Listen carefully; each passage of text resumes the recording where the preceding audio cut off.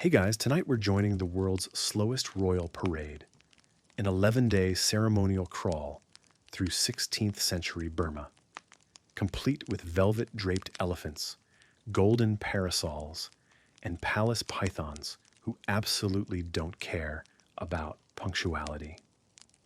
You begin on a humid dawn, the kind that soaks through silk robes before the morning tea is served. Around you, the air smells like sandalwood and boiled rice. A low murmur hums across the gathered crowd, interrupted only by the occasional yawn of a guard or a sneeze from someone allergic to ceremonial incense. In front of you, elephants. Not just any elephants, these are royal elephants. Draped in velvet, the color of eggplant and gold, they shuffle forward like they've all taken vows of slowness. Their trunks sway with sleepy rhythm. Each one wears bells that barely jingle, as if even the sound must respect the procession's dawdling pace. Atop the elephants ride elegantly slouched noblemen under massive parasols, parasol bearers walking beside them like shadows.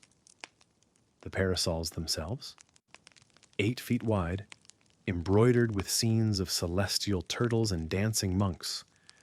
One nearly tips in the breeze, and the bearer corrects it with a flourish worthy of a ballet solo. You adjust your footing. The road is lined with rose petals and palm husks, so thick you're basically wading through perfumed mulch. Your sandals squelch softly as the parade inches forward, like a lazy tide. The king himself is nowhere to be seen yet. He always enters last, or sometimes not at all. Historians still argue whether this was out of divine mystique or plain discomfort with the heat. Either way, the royal elephants are stealing the spotlight. One of them pauses to stare down a banana peel, decides it's not worth the risk, and tiptoes around it like a dainty duchess.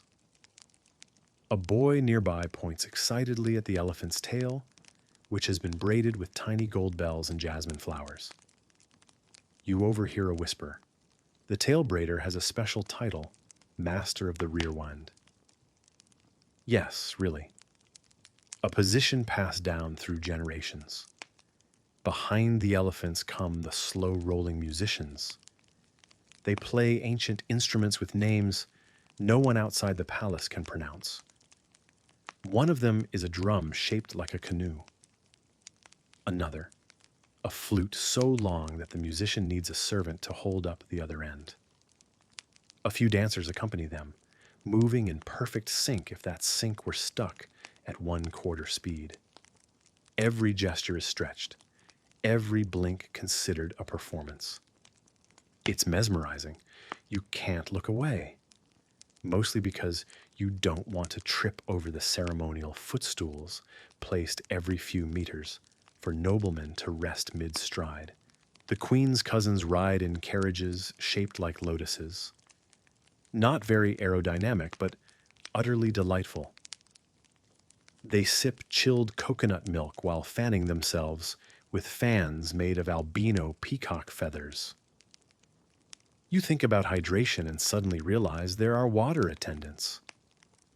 Yes, young boys were tasked with misting nobles with rose water every 10 steps. You're not alone in your astonishment. A visiting ambassador from the Ayutthaya kingdom blinks slowly at the scene and murmurs, "Is this the entire kingdom?" His translator shrugs. Historians still argue whether that comment was sarcastic or genuinely impressed. The crowd presses forward with reverence, but also clear boredom. Some bring cushions. Others hand out slices of pickled mango. There's even a vendor selling commemorative slowness tokens, small bronze snails etched with the date. At some point, you notice a group of women walking with hands raised to hold delicate shadow screens between themselves and the sun. They aren't nobility, but their outfits say otherwise. Glimmering silk skirts, stacks of bangles, and hair piled so high you wonder how they fit through doors. A young girl tugs at her mother's sleeve and asks, "Why is it so slow?" The mother replies gently, "Because speed insults the gods." You're not sure if that's a real belief or a very clever way to explain poor time management. One of the elephants pauses to sneeze. An attendant rushes forward with a golden bowl to catch the sacred mist. Later, this will be sold as elephant blessing dew at an absurd price. Tourists from far-off kingdoms lap it up figuratively and sometimes literally. Finally, at the back of the first formation, you spot what might be the king's preliminary float. Not the king yet, but a very elaborately carved throne bearing his ceremonial slippers, velvet-lined, gold-trimmed, gently rocking on a bed of lotus petals. You consider whether the slippers are enchanted, or maybe they're just tired too. A small child in front of you yawns loudly. A nearby elder shakes his head and whispers, "Let the child yawn." It is the breath of patience. You exhale. The parade has only just begun. 11 days, give or take a few, depending on weather, turtle omens, and the queen's mood. Your feet are already aching, but your heart, oddly full. You adjust your parasol, sip your tamarind water, and prepare to follow velvet elephants at a pace even your dreams might outrun. The elephants continue their sleepy sway, and you, with a kind of reluctant surrender, fall into their rhythm. Your legs now understand. This is not a journey to be conquered, but one to survive very slowly with grace, or at least without developing blisters. The sun has begun its crawl upwards, softening shadows and making the golden embroidery on every robe, banner, and umbrella glow, as though lit from within. A cloud of incense smoke rolls across the path, jasmine and pine resin mostly. You inhale too deeply and cough politely, because apparently you've just walked into the official scent zone. The bearers of parasols are still beside you, silent, stoic, and probably very sore. They never switch arms. That's forbidden. A dropped parasol is considered a dire omen. The last time it happened, the court astrologers reportedly screamed, dropped their charts, and declared a nationwide mango fast. Historians still argue whether that was spiritual panic or a mango surplus in disguise. Ahead, the lead elephant suddenly stops, not because of danger, not even because of boredom. No, this elephant simply decides to enjoy a moment of reflection in front of a puddle. You and 200 others behind it also stop, collectively held hostage by pachyderm introspection. While you wait, you look to your left and notice the scroll team. 6 men in crimson silk, seated cross-legged under a red silk canopy. Each holds a brush and scroll, dutifully recording the progress of the parade in real time. They don't write in straight lines. Instead, their scrolls are filled with spiraling patterns of words that reflect the flow of the elephant's steps. A fringe scholar once claimed that one scroll from this very parade, when viewed from a hot air balloon, formed the shape of a reclining Buddha. Of course, this theory is heavily disputed, mostly because hot air balloons didn't exist in Burma in the 16th century. A bell rings softly in the distance. That's not a signal. It's just the tea cart, which is more of a shrine on wheels. It's pushed by 2 monks and 1 footman, all barefoot, all humming a song that is allegedly based on the king's favorite lullaby. The cart offers warm tamarind broth, mildly sweet rice balls, and something labeled ceremonial chewing sticks. You take one. It tastes like mint and mystery. You notice a procession within the procession, a group of young boys dressed as celestial deer, moving in slow, circular patterns ahead of the queen's second cousin's fourth husband, who, apparently, has recently survived a rather intense papaya allergy. The deer children wear antler-shaped tiaras and jingling bells on their ankles. Their movements are dreamlike. One child appears to be genuinely asleep while still pirouetting, which impresses you, or unnerves you, possibly both. And then there's the ox cart. Not just any ox cart. This is the famed wisdom cart, festooned with scrolls, carvings of meditating monks, and oddly riddles. Dozens of riddles are carved into wooden panels, which are turned slowly by monks as the cart rolls. Crowds cluster around, murmuring answers. Some laugh. Some look confused. One elderly man yells out, "It's obviously a coconut!" and then promptly drops to the ground to nap beneath a fan-waving cousin. You read one riddle aloud. What can be broken without ever being touched? A child beside you whispers, "A promise." You nod slowly, a bit moved, until the same child immediately giggles and throws a mango pit at an elephant's leg. The elephant does not respond. The ox pulling the cart has a name, Scholar. You know this because someone's written it in calligraphy across a sash tied around its horns. Scholar chews at a banana leaf the entire time, clearly unaware of the intellectual burden he pulls behind him. Next to the cart, a small group of acrobats performs in slow motion. They tumble, flip, and freeze as if mimicking the passage of time itself. At one point, a young woman begins a cartwheel and holds it half upside down for nearly a minute, while a monk sprinkles flower petals over her. You consider applauding, but someone nearby just mutters, "Too fast." Everyone waits in contemplative silence as she finishes the rotation.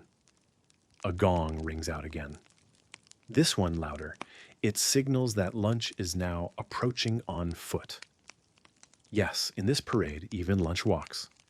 Dozens of servants appear, balancing trays of sweet rice, fermented tea leaves, and tamarind candies. They walk with synchronized steps, not stopping to serve anyone. If you want food, you're supposed to gently reach into the air and let the food come to you, or so says the whispering man behind you, who may or may not be making this up entirely. Suddenly, a massive drum beats once, twice, then goes silent. It's coming from the shell drummers, musicians, who wear pagoda-shaped helmets and play drums encrusted with bits of sacred shell from the shwedagon. Their rhythm is oddly hypnotic. One beat every 20 steps. No more, no less. Legend claims this pattern puts ghosts to sleep. Some believe the drum's frequency can keep mischievous spirits trapped beneath the road. Historians still debate whether this is a metaphor, superstition, or an ancient form of crowd control. Near the musicians, a woman walks with a tray of delicate scrolls. They're filled with blessings for fertility, crop growth, and oddly, shin flexibility. One such scroll is being read aloud by a monk, while two teenage boys attempt to perform a dance entirely on their knees. A stray dog begins to follow the parade. It walks beside you for a while, then darts ahead, loops back. You consider giving it a name, something noble. Perhaps his royal fluffiness. The dog responds to none of your attempts. Just ahead, you spot an elaborate archway woven from banana leaves, orchid stems, and strands of gold silk. The parade pauses here for a moment of floral contemplation. Everyone is expected to close their eyes, breathe deeply, and think of a flower that describes their inner self. You choose frangipani, a noble choice, quietly tropical, slightly stubborn. After several minutes, the bells chime again just once. Everyone begins to move. The ox cart rolls forward. The elephants sigh. A cloud of sandalwood floats by. And you follow, step by step, into whatever curious moment waits around the next corner. You begin to lose your sense of time, not in the existential, spiral into the void kind of way, but in the gently disorienting rhythm of a parade where no one is in a hurry. And everyone acts like this is exactly how long a parade should take. The air is thick now, not just with humidity, but with a sort of golden stillness. It's as if even the birds have been instructed to slow their flapping. You hear a soft clatter of head gongs, dozens of them, played not by monks or guards, but by women in shimmering purple robes. Their heads are shaved, their movements slow and exact. Each carries a small, polished gong strapped to a silken sash, and every few steps, she strikes it gently with a padded mallet. The sound doesn't ring out in celebration. It pulses like a heartbeat through the air. These are the gong ladies. It's said they're chosen not for musical skill, but for their sense of timing. One legend claims the best gong lady could keep rhythm with the moon itself. Historians still argue whether that's a poetic metaphor or deeply misunderstood astronomy. Behind them, young girls fan the air with enormous peacock feathers mounted on long bamboo rods. The feathers shimmer with every step, catching sunlight and scattering it in rippling blues and greens. Their job isn't just aesthetic. It's to cool the nobles, distract the spirits, and, supposedly, guide luck like a breeze. You duck slightly as one almost whacks you in the ear. Soothing, yes. Accurate, no. A court jester dances past you, balancing on one foot, while reciting what appears to be a slow-motion limerick about a monk who forgot how to sit. You don't catch all the words, but someone laughs behind you in a way that sounds like they've been waiting days to hear that joke. Suddenly, the crowd murmurs and parts slightly. You look up and find yourself face to face with the strangest regiment so far, the Toothbrush Cavalry. They wear lacquered bamboo armor adorned with tiny mirrors. Their helmets are shaped like molars. Each soldier carries a massive golden toothbrush bristled with dyed horsehair and walks as if in deep meditation. These aren't symbolic. They're real toothbrushes, meant for cleaning the royal household's enormous collection of ivory statues. According to one fringe theory, the king once declared that if statues were to witness the parade, they must be as clean as the nobles. Hence, a military unit devoted entirely to dental hygiene. Historians still argue whether this was earnest devotion or a very elaborate prank that got out of hand. A small boy beside you tugs your sleeve and whispers, "That one's the general." You look, and yes, there is indeed one toothbrush wielder whose brush is 3 times the size of the others, carried reverently by 3 assistants on a silk pillow. The cavalry stops to perform a cleansing ritual. A monk chants softly. The general raises his brush. The crowd holds its breath. And then, with solemn grace, he brushes an invisible statue in the air exactly 7 times, clockwise. Somewhere in the crowd, a woman wipes away a tear. You blink, half dazed, and follow the smell of something roasting. You turn your head just in time to see a food vendor slowly walk by, balancing a tray of honeyed coconut cakes and fried banana sticks. The cakes are shaped like lotus petals. You take one and chew slowly, in keeping with the atmosphere. It tastes like golden afternoon naps and weddings you don't remember. Up ahead, you spot a carriage. It's low to the ground, carried by 20 barefoot servants. Draped in blue silk and adorned with tiny crystal chimes, it glimmers faintly with each movement. And inside, curled elegantly on a velvet cushion, is a python. Not just any python. This is one of the palace pets, a royal snake, blessed by monks and bathed in milk every new moon. Its name, embroidered in gold on the side of the carriage, is Serene Coil III. The snake is asleep, of course. You're not surprised. The chimes are said to lull even the most restless creature. A servant walks ahead of the python, scattering petals and chanting lullabies. Another one carefully adjusts a sunshade so Serene Coil scales don't overheat. The snake's tongue flicks once, then disappears. Dignified. The queen's love of snakes is well documented. At one point, there were rumors she wanted to appoint one to the royal council. That never happened, but an honorary title was granted. Spiritual advisor in a spiral form. You can't help but admire the commitment to branding. A hush falls over the crowd. The royal astrologer appears, walking backward and muttering to himself, while flicking droplets of scented oil from his fingers. A turtle in a small wheeled basin follows close behind. The turtle is silent, naturally, but its presence is said to signal the right astrological moment to proceed. If the turtle stops, everyone stops. If it blinks twice, the queen cancels the day's hair appointment. The turtle does not stop. You breathe easier. You continue walking beside the snake's carriage, moving so slowly you feel like you're melting into the road itself. A group of children on the sidelines clap their hands in a rhythm you can't decipher. It's either a traditional song or they're just very bored.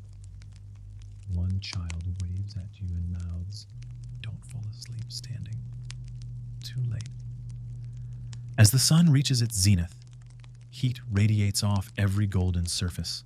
The air turns syrupy. The gong ladies keep chiming. The peacock fans keep swaying. The python dreams its royal dreams. You, meanwhile, press forward with quiet dignity, surrounded by sacred gongs, royal snakes, and men who take toothbrushes very, very seriously.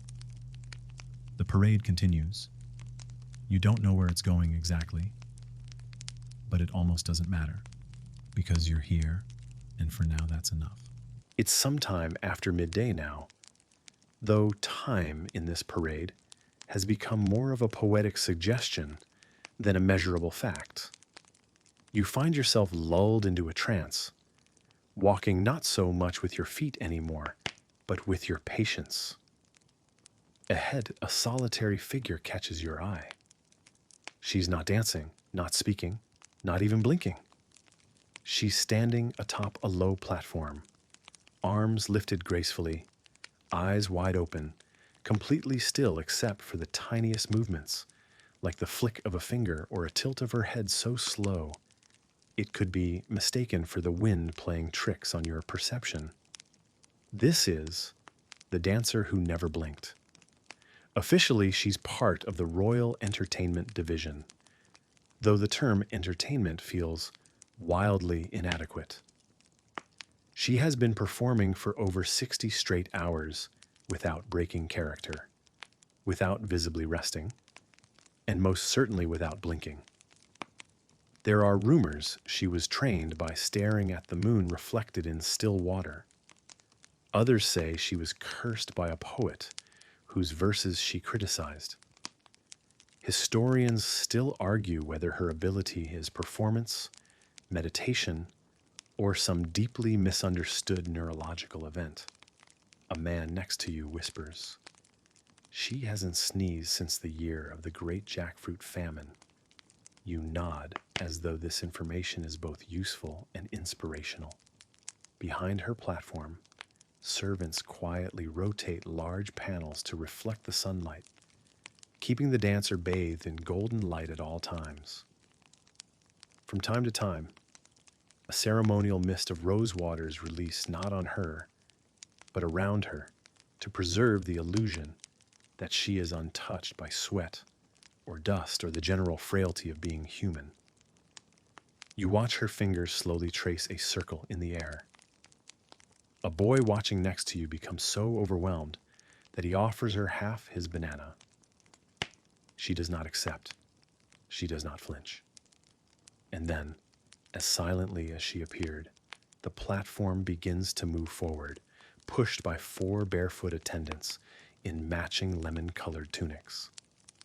The dancer remains perfectly upright. Somewhere, you hear soft flute music.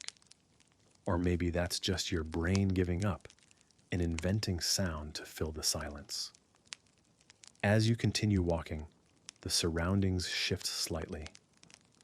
Now you're passing villagers who have gathered to present their rice tithes, offering woven baskets filled with grains polished to a dull shine.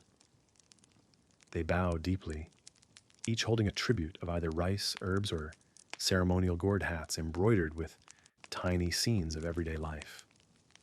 One man offers a basket so perfectly symmetrical it looks fake. You learn he spent 3 weeks sculpting the rice grains into the shape of the royal crest. His neighbor, clearly jealous, whispers, "He glued them."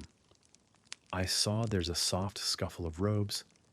Then both men resume bowing as if nothing happened. To your left now, a new cart approaches.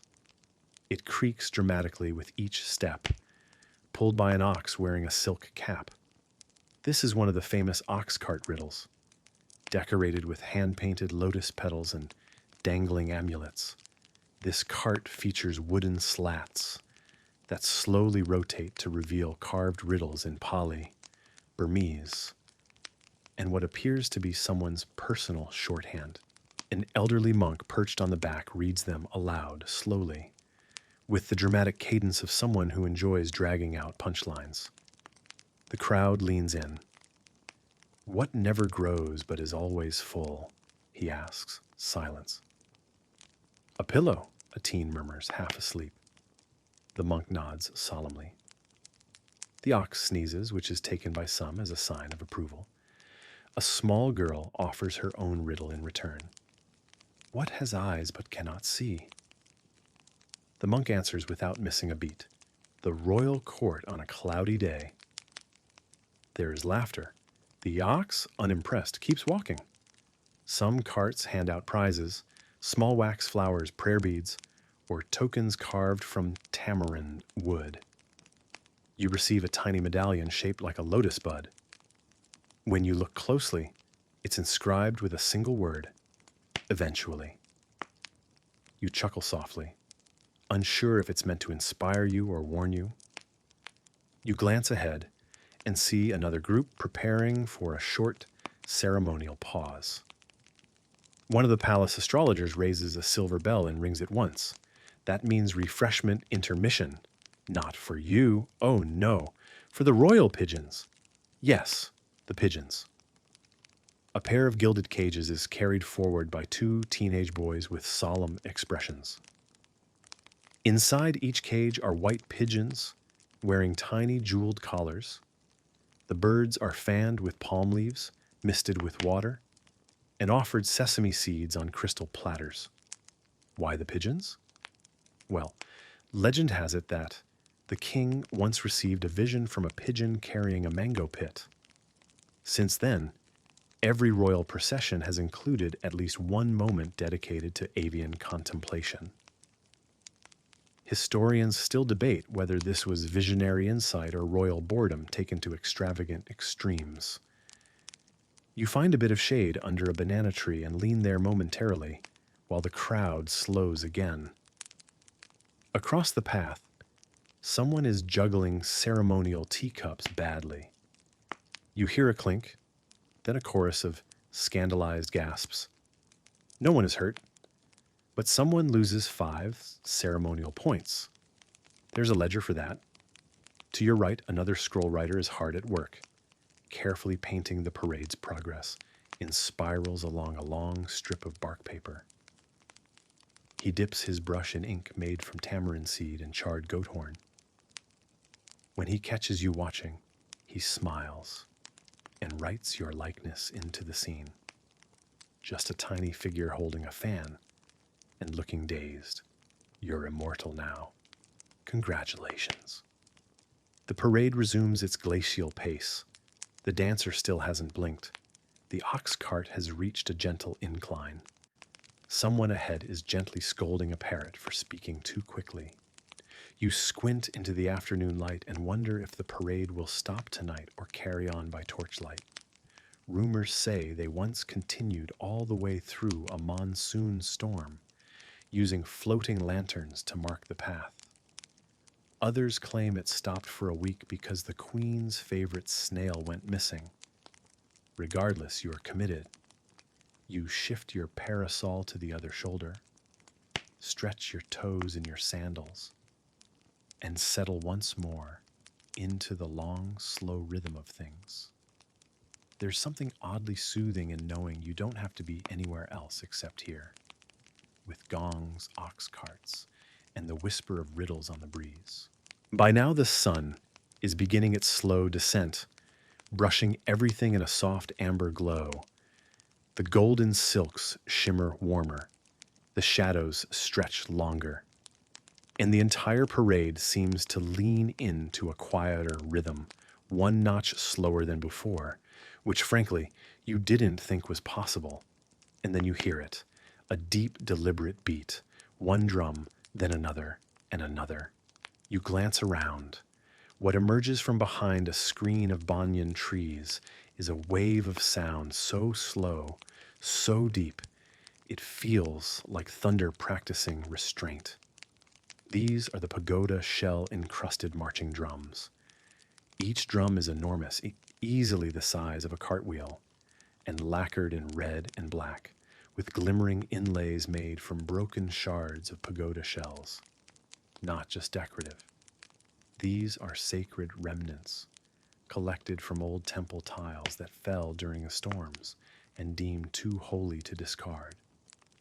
So they were made into drums, because naturally, that's the logical next step in 16th century Burmese pageantry. Each drummer wears an elaborate headpiece, tall, tiered, and shaped like a miniature temple. One even tilts as he bows, and a small prayer bell on top gives a single dignified ding. That counts as a blessing, apparently. The rhythm they play is unlike anything you've heard. It's not a song. It's a pattern of space. Boom. Silence. Boom. Boom. Pause. Silence. Boom. Like a heartbeat slowed to the pace of tectonic plates. The sound rolls through your ribs. People around you stop speaking. Some place their hands together in prayer. One old woman simply sits down, closes her eyes, and mutters, "Let the demons nap." That's part of the purpose, actually.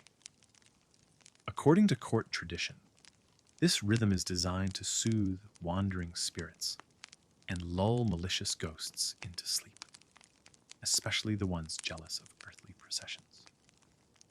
Historians still argue whether this belief arose from ancient animist customs or a nobleman's attempt to avoid night parades by blaming ghosts. You walk beside the drummers for a while, feeling your thoughts slow, your breath match the rhythm, your steps become part of something heavier than footfalls, until the mood is very suddenly broken. A commotion arises up ahead, just beyond a line of flower-offering monks. People are whispering. A few attendants are scurrying. One parasol has tilted slightly off-center. You hear it before you see it. The flustered clinking of bells, a sharp intake of breath, and then the moment. A royal umbrella hand-embroidered with tiny white herons and blue lotus blooms wobbles and droops forward.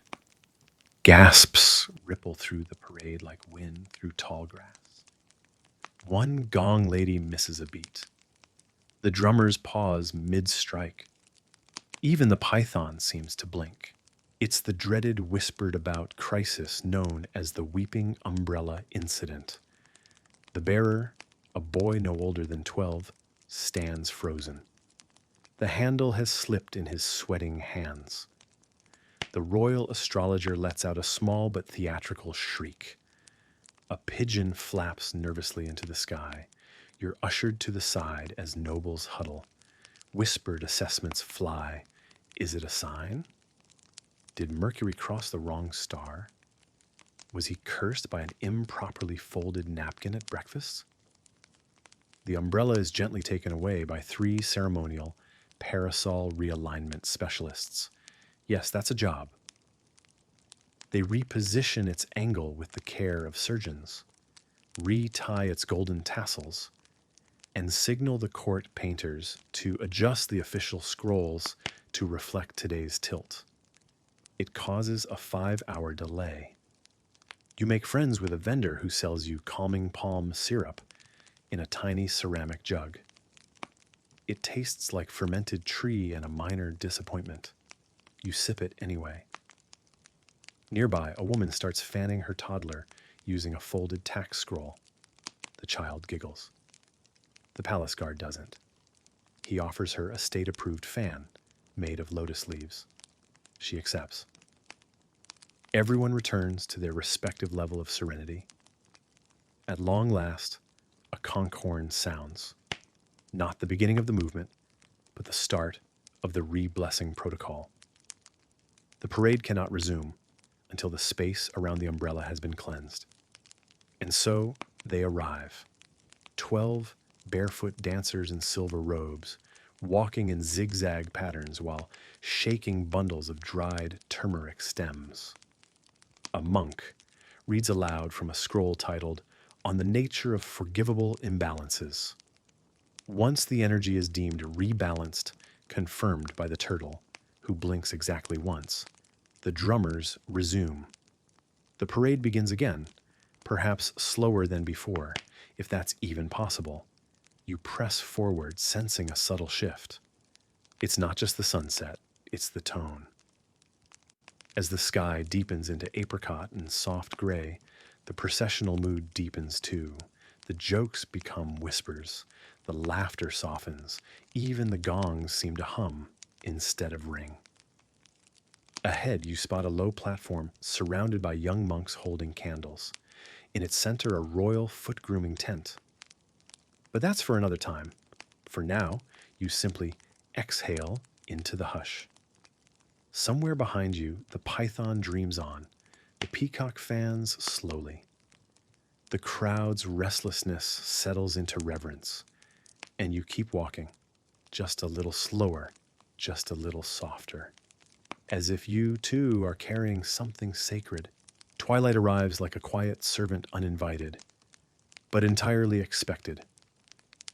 The sky above the procession fades from gold to a sleepy periwinkle, and the world begins to look like it's been tucked under a thin blue veil. The lantern bearers take their cue. Without a word, they move forward from the flanks, each holding a tall bamboo staff topped with a gently glowing paper orb. Their job is not to light the way, because the way is never in question, but to bathe it in a dignified kind of glow, like moonlight remembered from a dream. The pace of the parade slows again, yes. You weren't sure it could. And yet here you are, walking, like your feet are apologizing to the earth. You come upon what looks at first like a ceremonial rest stop. A raised wooden pavilion, modest in height but ornate in detail, sits just off the path. Inside, a man with a scroll, another with a chart, and a third gently poking a turtle.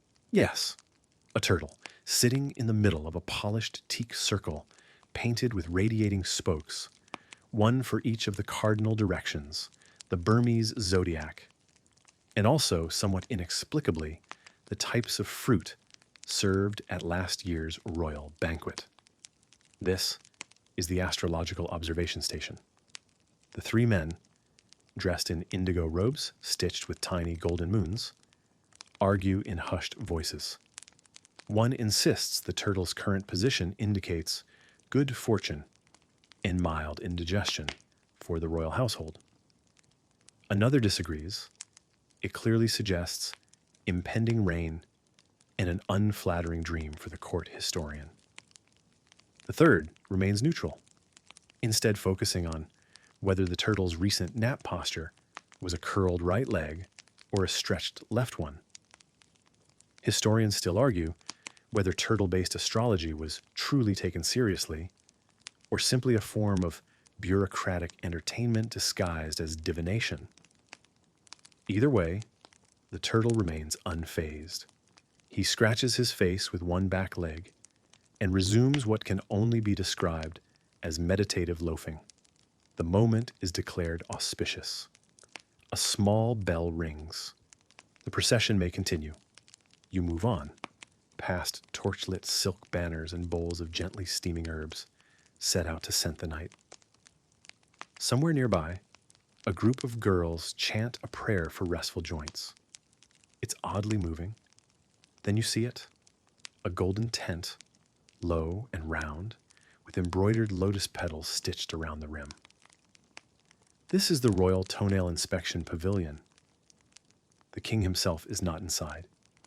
He sends a pair of foot doubles, men selected not only for their loyalty, but for the exceptional representational accuracy of their ankles. These doubles rest on reclining cushions while senior attendants inspect their toenails for length, curvature, and spiritual glow. This inspection is not cosmetic. Toenails, according to royal wellness doctrine, hold tiny traces of cosmic energy.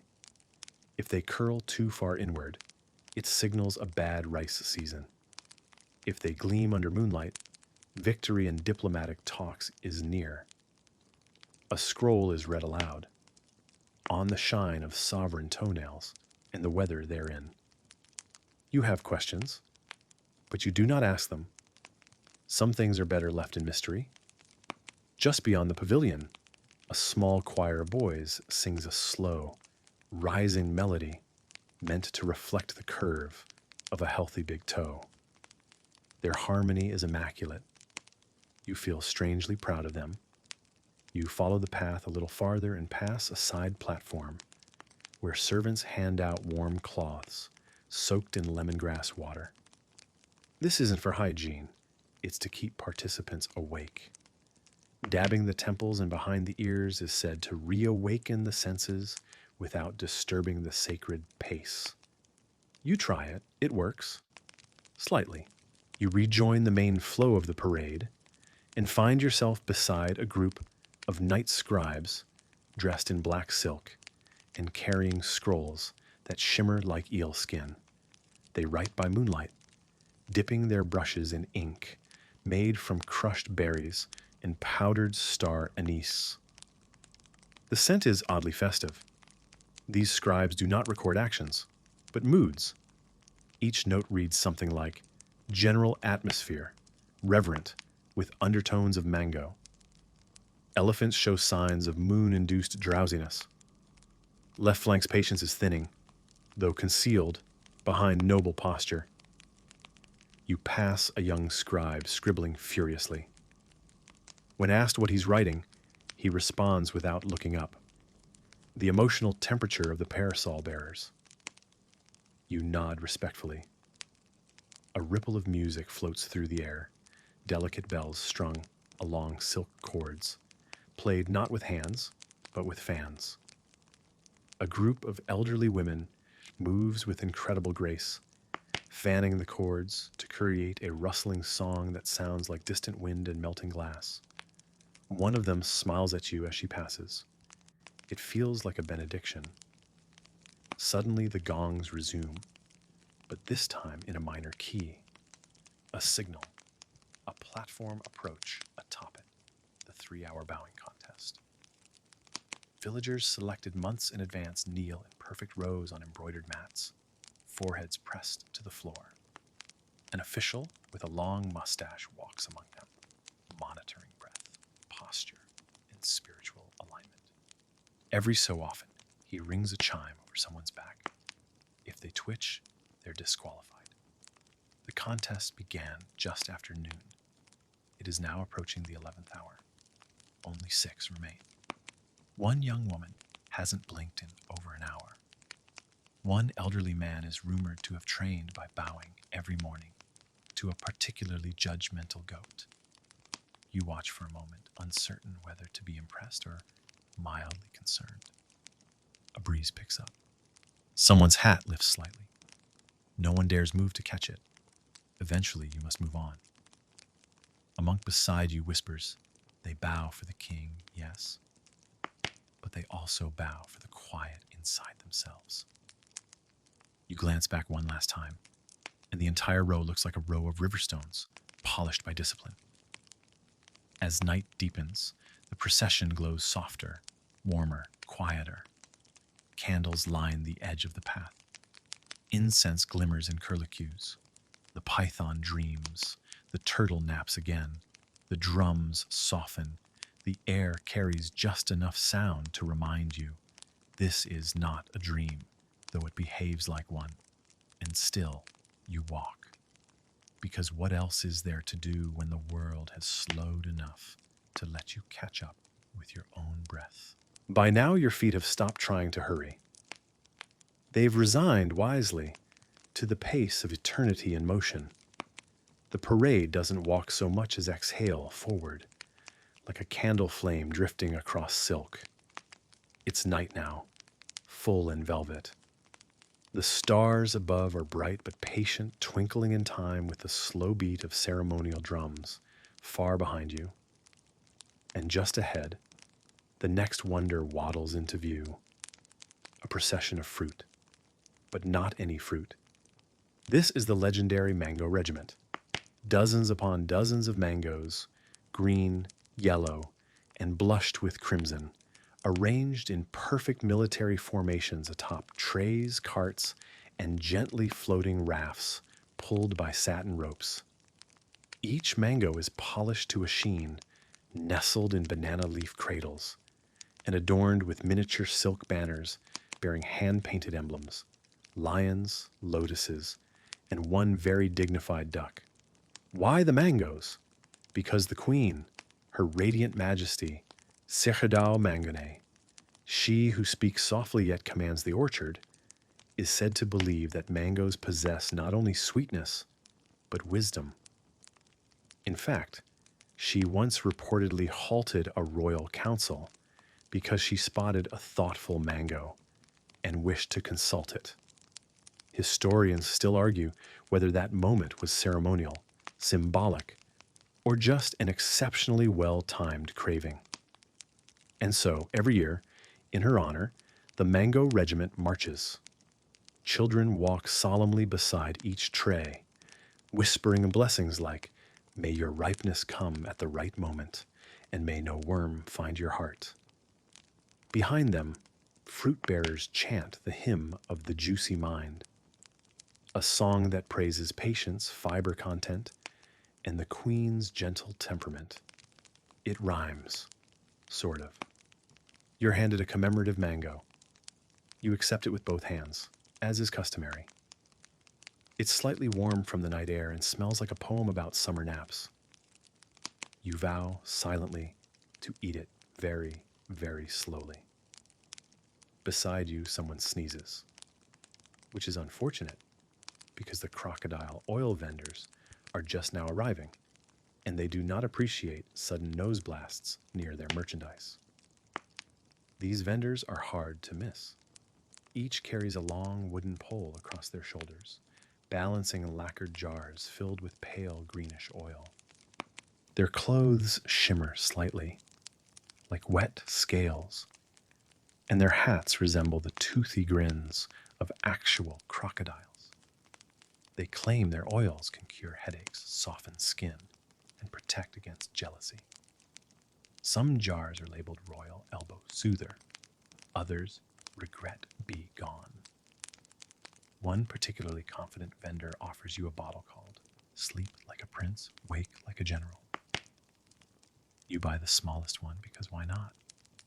And the vendor rewards you with a wink and a tooth carved from palm seed. You will lose this item before the parade ends, but for now, it feels powerful. Just behind them, you catch sight of something more subtle but far stranger. A cluster of noblemen quietly exchanging packages beneath a temple banner. No fanfare, no ritual. This is the bribery bazaar, thinly disguised as a sacred market. Here, powdered sandalwood is bartered for influence. A rare kind of ginger is passed to secure a future marriage arrangement. One man slips a bundle of silver bangles into a silk pouch, marked for the minister's aunt's favorite goat. Everything is quiet, deliberate, smiling. A monk walks past and raises an eyebrow. A noble bows in return and offers a jar of pickled eggplant. The monk accepts, with grace, and moves on. You blink. The scene is so gently choreographed that you feel unsure whether it's real or a moment designed just for story scrolls. Historians still debate whether the bribery bazaar was known and tolerated, or simply so slow and polite that no one ever noticed. Either way, you drift past, like a leaf carried on a current of quiet agreements. You look up and the sky is now a deeper navy, scattered with stars that seem to lean in, curious. The procession narrows slightly as the path winds between two massive stone lion statues. A few people ahead of you murmur blessings. One man bows deeply and places a mango at the base of the lion's paw. Another offers a carved wooden turtle. The lion's expression does not change, but somehow it feels acknowledged. And then faintly you hear it. A sound so delicate it feels like a memory. The soft clink of armor. But not military armor, librarian armor. You turn and see the slow emergence of the royal librarians in battle armor. They wear lacquered lamellar vests painted with verses from ancient texts. Their helmets are carved from sandalwood, etched with miniature scroll designs. Instead of swords, they carry styluses. Instead of shields, scrolls reinforced with layers of waxed linen. Their purpose? To defend knowledge, literally. Each one is assigned to guard a specific collection of sacred writings, astronomical records, dream journals, and mango inspection logs, and ensure their integrity throughout the parade. It's said they once formed a human barricade around a collection of erotic poetry that the monks tried to remove from the archives. They lost, but the poems were preserved. You walk beside them for a time, listening to the gentle rustle of parchment as they march. One nods at you. His armor creaks softly like a door into memory. A scribe whispers, "They bleed ink." You're not sure if it's a metaphor or a myth. You smile anyway. Eventually, the drummers return with a new rhythm. Tap, tap, tap, hush. It sounds like the start of a bedtime story, which is fitting because the air grows thicker now, not with heat, but with that drowsy weight that comes before dreams. You clutch your commemorative mango like it's a compass. The oil bottle sloshes quietly in your pouch. The turtle in the distance gives no sign of concern.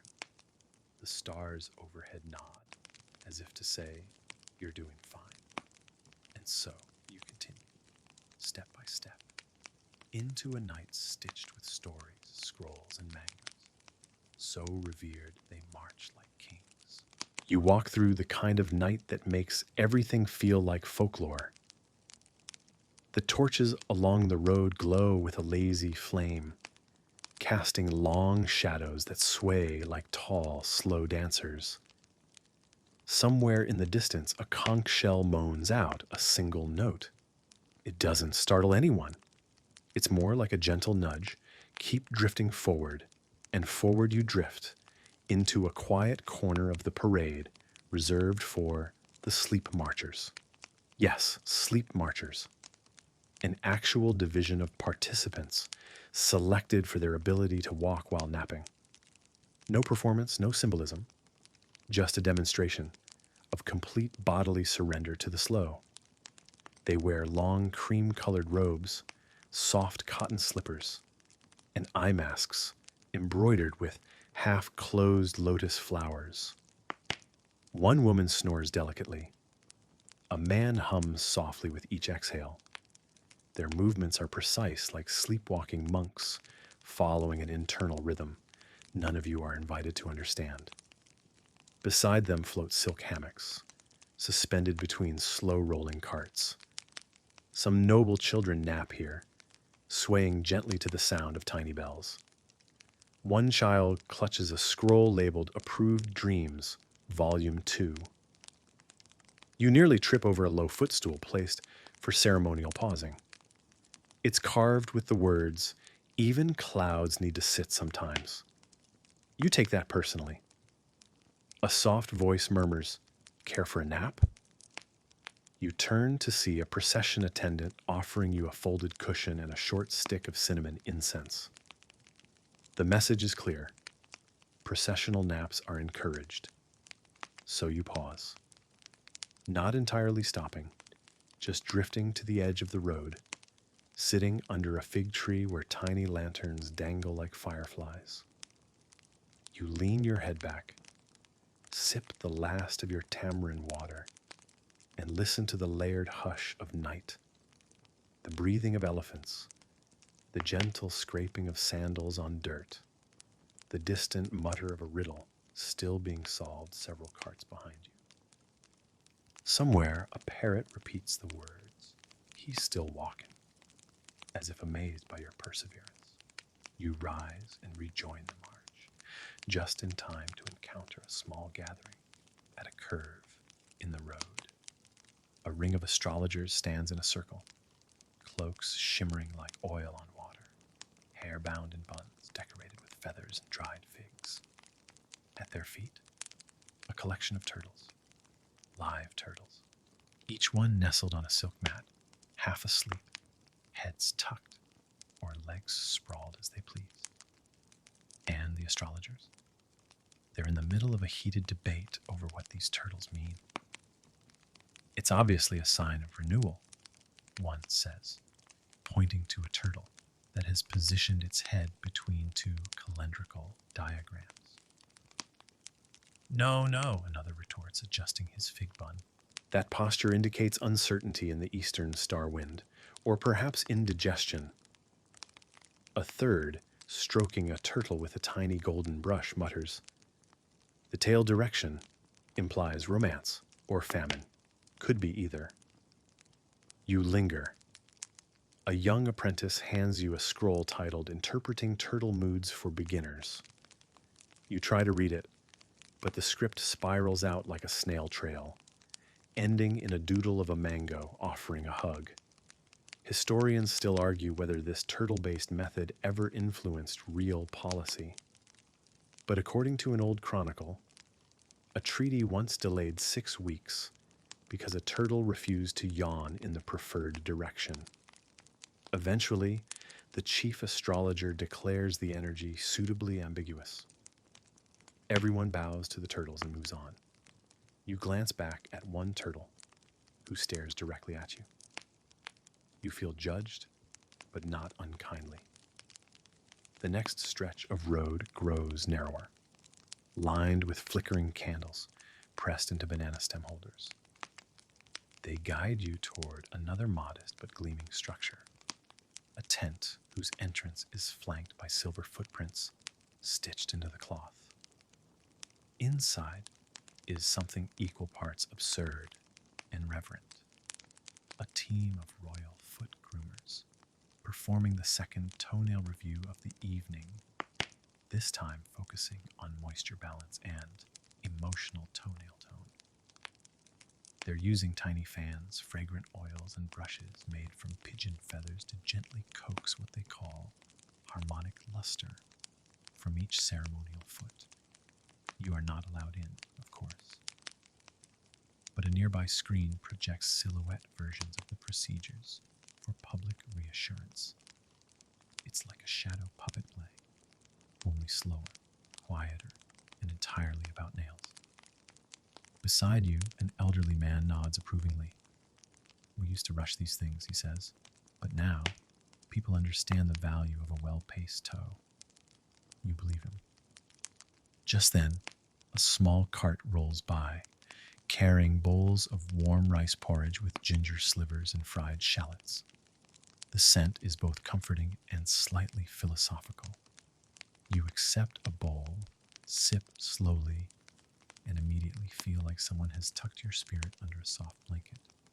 A note tied to your spoon reads, "You have nowhere better to be." You agree.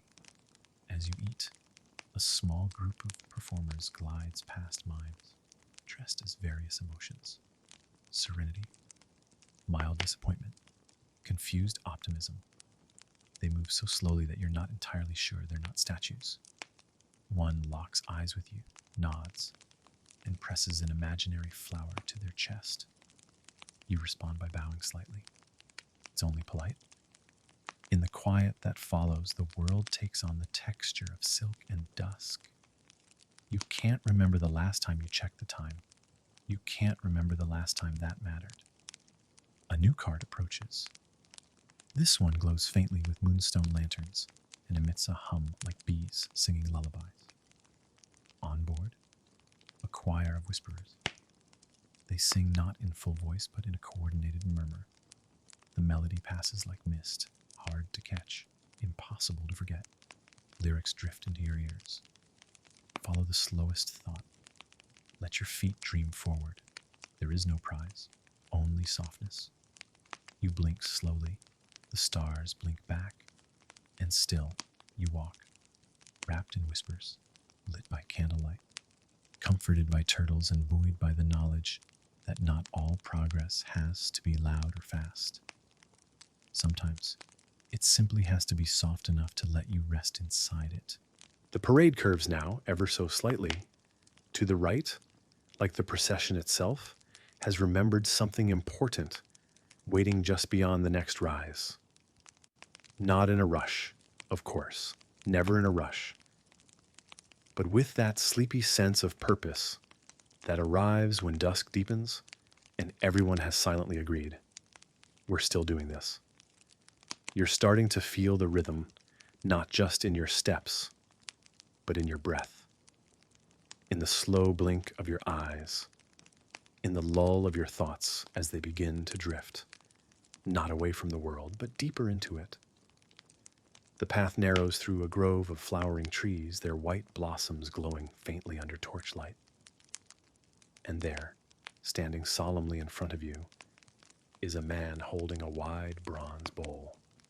He is the royal dream collector. His job? To invite passing villagers to whisper their dreams, literal or metaphorical, into the bowl. They step forward, press their foreheads to its rim, and murmur whatever longings float to the surface. I want my ox to like me again. I dream of mangoes that peel themselves. I wish I could nap while walking, like my cousin. The bowl collects these murmurs. And at the end of the parade, it will be sealed with beeswax wrapped in silk and placed inside a hollow fig tree near the royal temple. Some believe this feeds the kingdom's luck. Others believe it just gives dreams a quiet place to nap. You approach, considering whispering something. But the moment passes and the bowl does not seem to mind. You walk on and hear a growing murmur ahead, a ripple in the quiet. Then you see them. Dozens of villagers barefoot, bowing, forming long lines in rows on mats, embroidered with moons, snakes, and rice bundles. This is not the bowing contest you passed earlier. This is the 3-hour devotion bow, a ceremonial act of collective humility performed in absolute silence. Each participant must maintain the full body bow posture for 3 continuous hours, no movement, no sneezing, and no eye contact with passing elephants. A single twitch of the toe can disqualify you. A cough may be interpreted as spiritual doubt. Historians still debate whether these rules were spiritual decrees or invented by mischievous court officials to thin out crowds. Some villagers hum softly through their noses to stay grounded. Others close their eyes and lean into the earth, as if it might answer something. You're told this bow is not necessarily for the king, but for the order of things. The sunrise, the monsoon, the mango's bloom, the turtle's wisdom. It's a submission not to power, but to rhythm. One elderly man has held his position for 4 hours already, extending the minimum. His wife sits nearby under a parasol, peeling tamarind pods and offering them to curious onlookers. He practices by bowing before breakfast every day, she says with quiet pride. Also, to avoid arguments. The whispering choir passes again. One boy drops a note at your feet. It reads, "All things bow eventually." The trick is to know when to rise. You tuck it away. As you rejoin the moving line, a set of musicians begins a new cycle, a 5-note pattern played on instruments shaped like floating leaves. The sound is soft but carries. Some say the tune is meant to guide souls who've gotten lost along the way, spirits' dreams, or perhaps just distracted parade goers. You pass a group of young girls releasing paper boats into a shallow canal that runs parallel to the path. Each boat carries a candle and a mango seed. If the candle survives the whole canal without flickering out, it's a sign of fruitful sleep. If the seed sprouts the next day, the queen will smile. A dog walks beside you again, the same one from earlier, or perhaps another cousin from the same thoughtful bloodline. You decide to name him Ambassador. He pants softly and occasionally glances up, as if checking whether you're still with him emotionally. You are. And then the crowd slows again, not from distraction, but out of reverence, because now you've reached the Bridge of Ducks. Yes, ducks. The legend says that long ago, this marshy stretch of land was uncrossable. The soil was soft, the air heavy with mist, and every attempt to build a bridge collapsed. Until one morning, the royal gardeners awoke to find a trail of flat, precisely spaced stones leading across the water, each one marked with tiny webbed footprints. The ducks had built a bridge. Not literally, of course, or maybe literally, no one's quite sure. The story says the queen declared it a divine gift and demanded the parade cross it every year, slowly and in silence, as a way of honoring creatures that rarely get credit for architectural brilliance. You approach the bridge now. It's narrow, winding gently over a wide lotus-filled marsh. On either side, duck statues carved from smooth wood and polished stone bow, their necks in a serene greeting. The air is cooler here, touched with the sweetness of water lilies, and something a little more ancient. Everyone removes their shoes. Even the elephants pause, as if remembering that not all paths were made by human hands. You step onto the bridge. The planks are warm, the railings wrapped in soft cloth. Beneath you, koi swim lazily. A single frog croaks once, then seems to reconsider. At the midpoint, there's a small shrine with just a wooden bowl of rice, a fan of duck feathers, and a single mango wrapped in silver thread. You pause, and in that moment you feel it, the hush of something deeply okay, like the world has agreed to stop spinning just for a few breaths. not because it must, but because it can.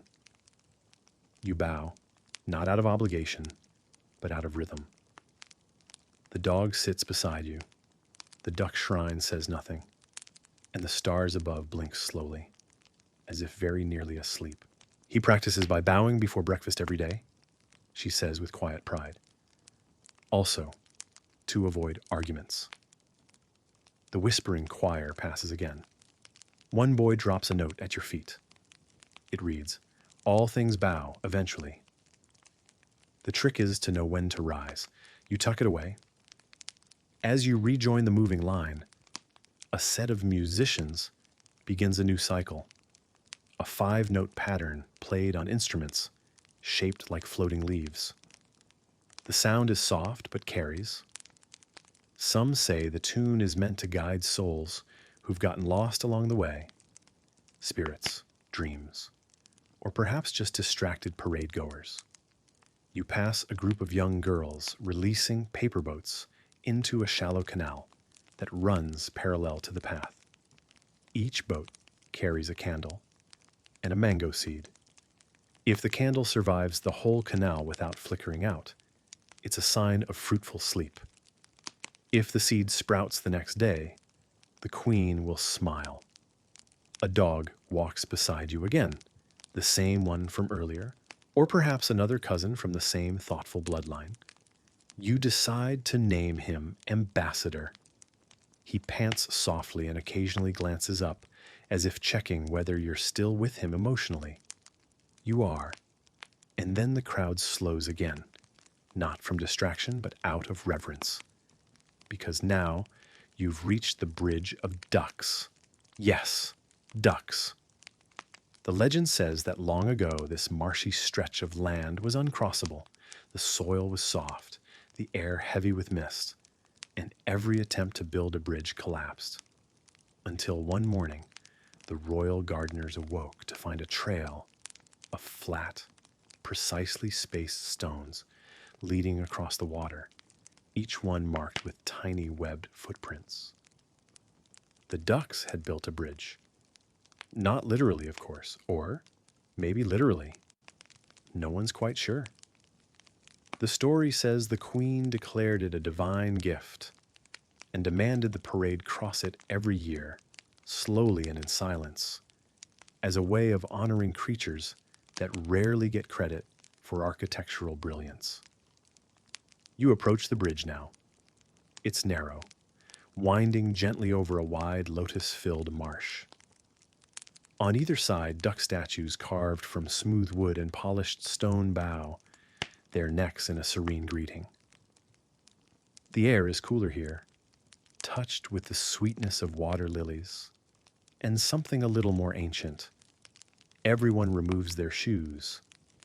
Even the elephants pause, as if remembering that not all paths were made by human hands. You step onto the bridge. The planks are warm, the railings wrapped in soft cloth. Beneath you, koi swim lazily. A single frog croaks once, then seems to reconsider. At the midpoint, there's a small shrine with just a wooden bowl of rice, a fan of duck feathers, and a single mango wrapped in silver thread. You pause. And in that moment, you feel it, the hush of something deeply okay. Like the world has agreed to stop spinning just for a few breaths. Not because it must, but because it can. You bow, not out of obligation, but out of rhythm. The dog sits beside you. The duck shrine says nothing, and the stars above blink slowly, as if very nearly asleep. You complete your final loop and step into the courtyard. It's quiet here. Even the python's cart has stopped. Serene Coil lies coiled near a bed of hot stones, eyes closed in what can only be described as royal satisfaction. You look up at the tower again. At the top, swaying gently in the night breeze, is the emerald bell. It's said that it's only rung once per year at the very end of the procession, but not by the king, not by priests or generals. The bell is rung by whoever walks the entire parade in complete silence. This year, the honor goes to a woman with silver in her hair and a mango tattoo on her ankle. She climbs the stairs slowly, barefoot, holding a silk rope in one hand and a sweet rice dumpling in the other for strength. Everyone watches, but no one breathes too loudly. She reaches the top, pauses, and pulls. The bell does not clang. It hums. A low green tone, not heard, but felt in the ribs, in the soles of your feet, in the spot behind your eyes that usually holds your next 5 thoughts. The sound rolls outward, not loudly but endlessly. And with it, the entire crowd exhales as one. People sit, some lie down. You find a spot near a low altar carved from driftwood. You stretch your legs. You loosen your shoulders. The stars above seem closer now, no longer watching but resting with you. The final act of the night begins, the unscrolling. Royal scribes gather in a circle and begin to unroll the master scroll, a long, winding parchment that contains every recorded detail of the parade. Not just facts, but moods, smells, small decisions. Who stepped on whose robe? Who offered their mango too early? Which elephant sighed the loudest? The scroll is read aloud in song, not for accuracy, but as a kind of ceremonial lullaby, a memory being remembered back into the world. One line stands out. A traveler carried nothing, but walked as if holding the weight of patience itself. You're not sure who that's about, but you feel seen. As the scroll song ends, petals fall from the top of the tower, white, soft, some with tiny notes attached. You catch one. It reads, "Slowness is not stillness." You moved. You smile.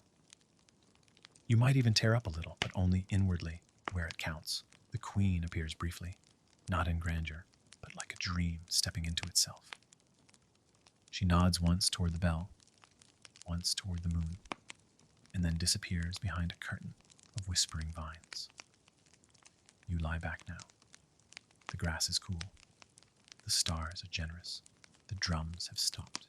The lanterns fade, and the air hums with a quiet that can only come after having truly arrived. You stay lying there for a little while, long enough to forget what time it is, long enough that your hands begin to smell faintly of candle wax and mango leaves, long enough that your breath joins the rhythm of the wind, soft, unhurried, and oddly proud of itself. Around you, the procession begins its final ritual of stillness, the settlement of the silks. This is when all participants, noble or not, royal or very, very unroyal, gather in concentric circles around the emerald bell tower and slowly unroll bolts of silk, yards and yards of cloth, dyed in the parade's traditional hues, moonlight white, mango gold, procession purple, and a very specific shade of green, only described as tea leaf after rain. The silks are laid down to create a massive spiral pattern on the ground, with the bell tower at the center. They don't form this spiral with rulers or maps. No one shouts instructions. It just happens. As though the memory of last year's spiral has settled into the soil and rises up, invisible but sure. You're handed a corner of gold silk. You help stretch it outward, laying it gently against the earth. Someone beside you hums a melody that seems to vibrate in your fingertips. Another person adds a small embroidered square to the edge, a tiny depiction of the duck bridge stitched with silver thread.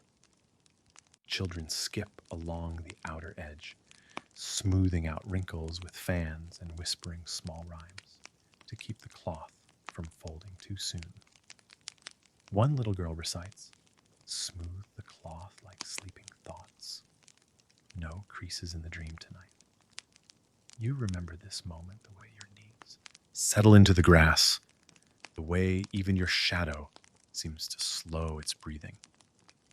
And then, just when the last ripple of silk settles flat, a bell chimes once. No, not the bell. This one is smaller. Carried by the sandalwood emissary, a man whose only job is to signal the beginning of offering hour. This is not a noisy affair. People come forward one by one, carrying small bundles wrapped in cloth, polished stones, handwritten notes, mango pits, fragments of dreams remembered at the last minute. Each person places their bundle somewhere along the spiral, wherever it feels right. That's the only instruction. You have nothing with you. But the girl with the duck bridge patch notices your empty hands and offers you a folded leaf. Inside it, a single white grain of rice. You don't ask questions. You simply walk to the edge of the spiral and place it down. The rice grain catches the light and looks, for a second, like a star pretending to nap.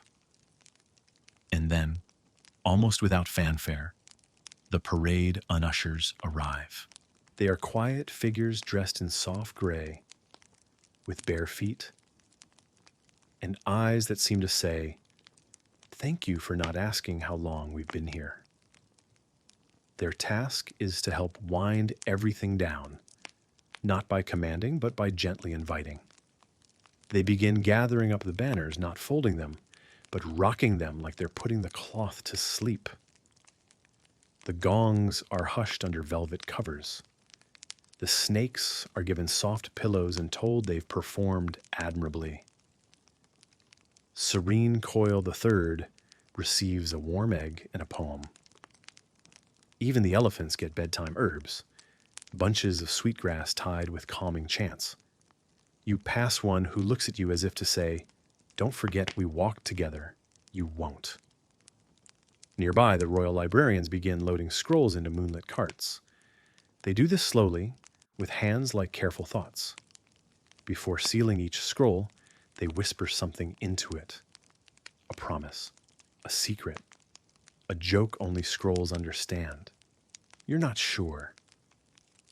A group of monks appears, scattering crushed petals in broad arcs. The scent is floral and slightly toasted. One of them looks at you and smiles. It's the kind of smile that makes you feel like you've just passed a test you didn't know you were taking. Someone nearby yawns. Not a loud yawn, but the kind that triggers another, then another, until the crowd ripples with quiet exhalations, like a field of sleepy reeds leaning into the same wind.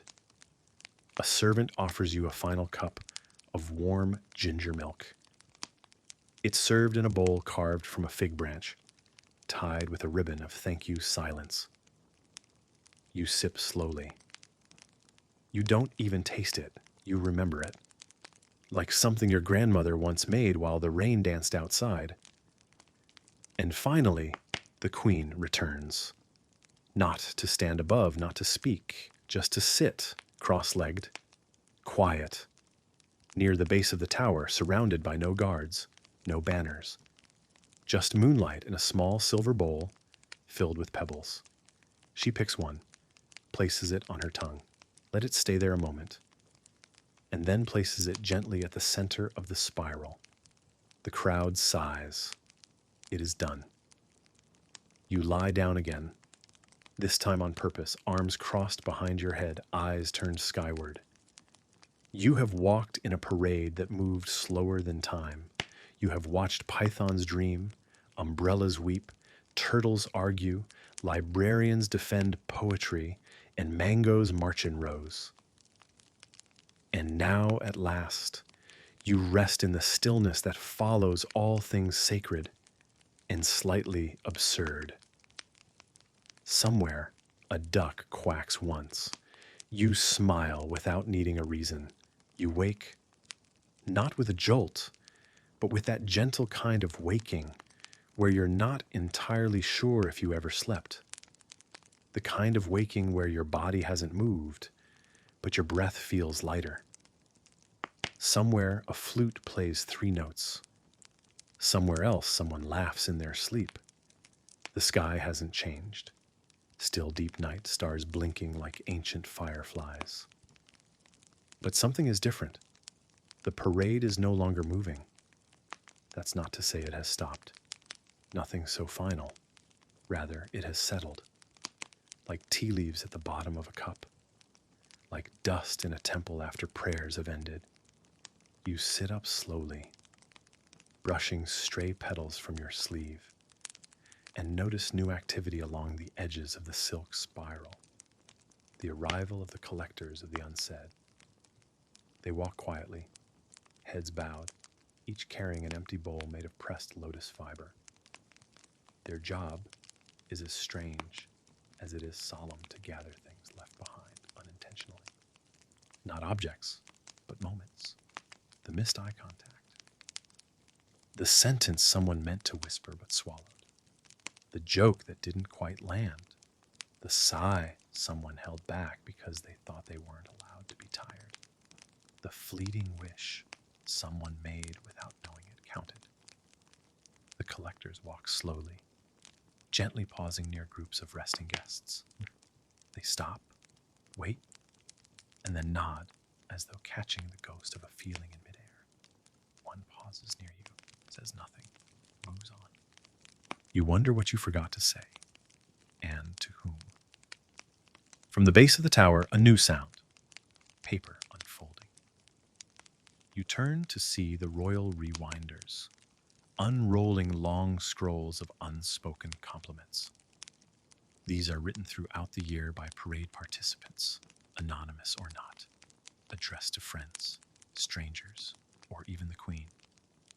One scroll reads, "To the man who fixed my sandal string during the Mango Regiment, I saw you. Thank you." Another. "To the child who bowed and made my tears make sense, you are older than you look." They read them slowly, almost like poetry. Some bring chuckles. Others hush the crowd. One makes a woman bury her face in her shawl, shoulders shaking not from grief, but from that overwhelming relief of being seen. You lie back again and let the words drift over you like mist. The rewinders finish and bow. The scrolls are rewound, not tightly, but loosely, as if to allow room for future echoes. Next arrives one of the strangest sights so far. A trio of tall puppets, operated by monks using poles and invisible strings. They are dressed like feelings too large for humans to hold. Joy, longing, that warm ache behind the ribs when someone remembers your name correctly. The puppets perform a slow pantomime called The Parade Before the Parade.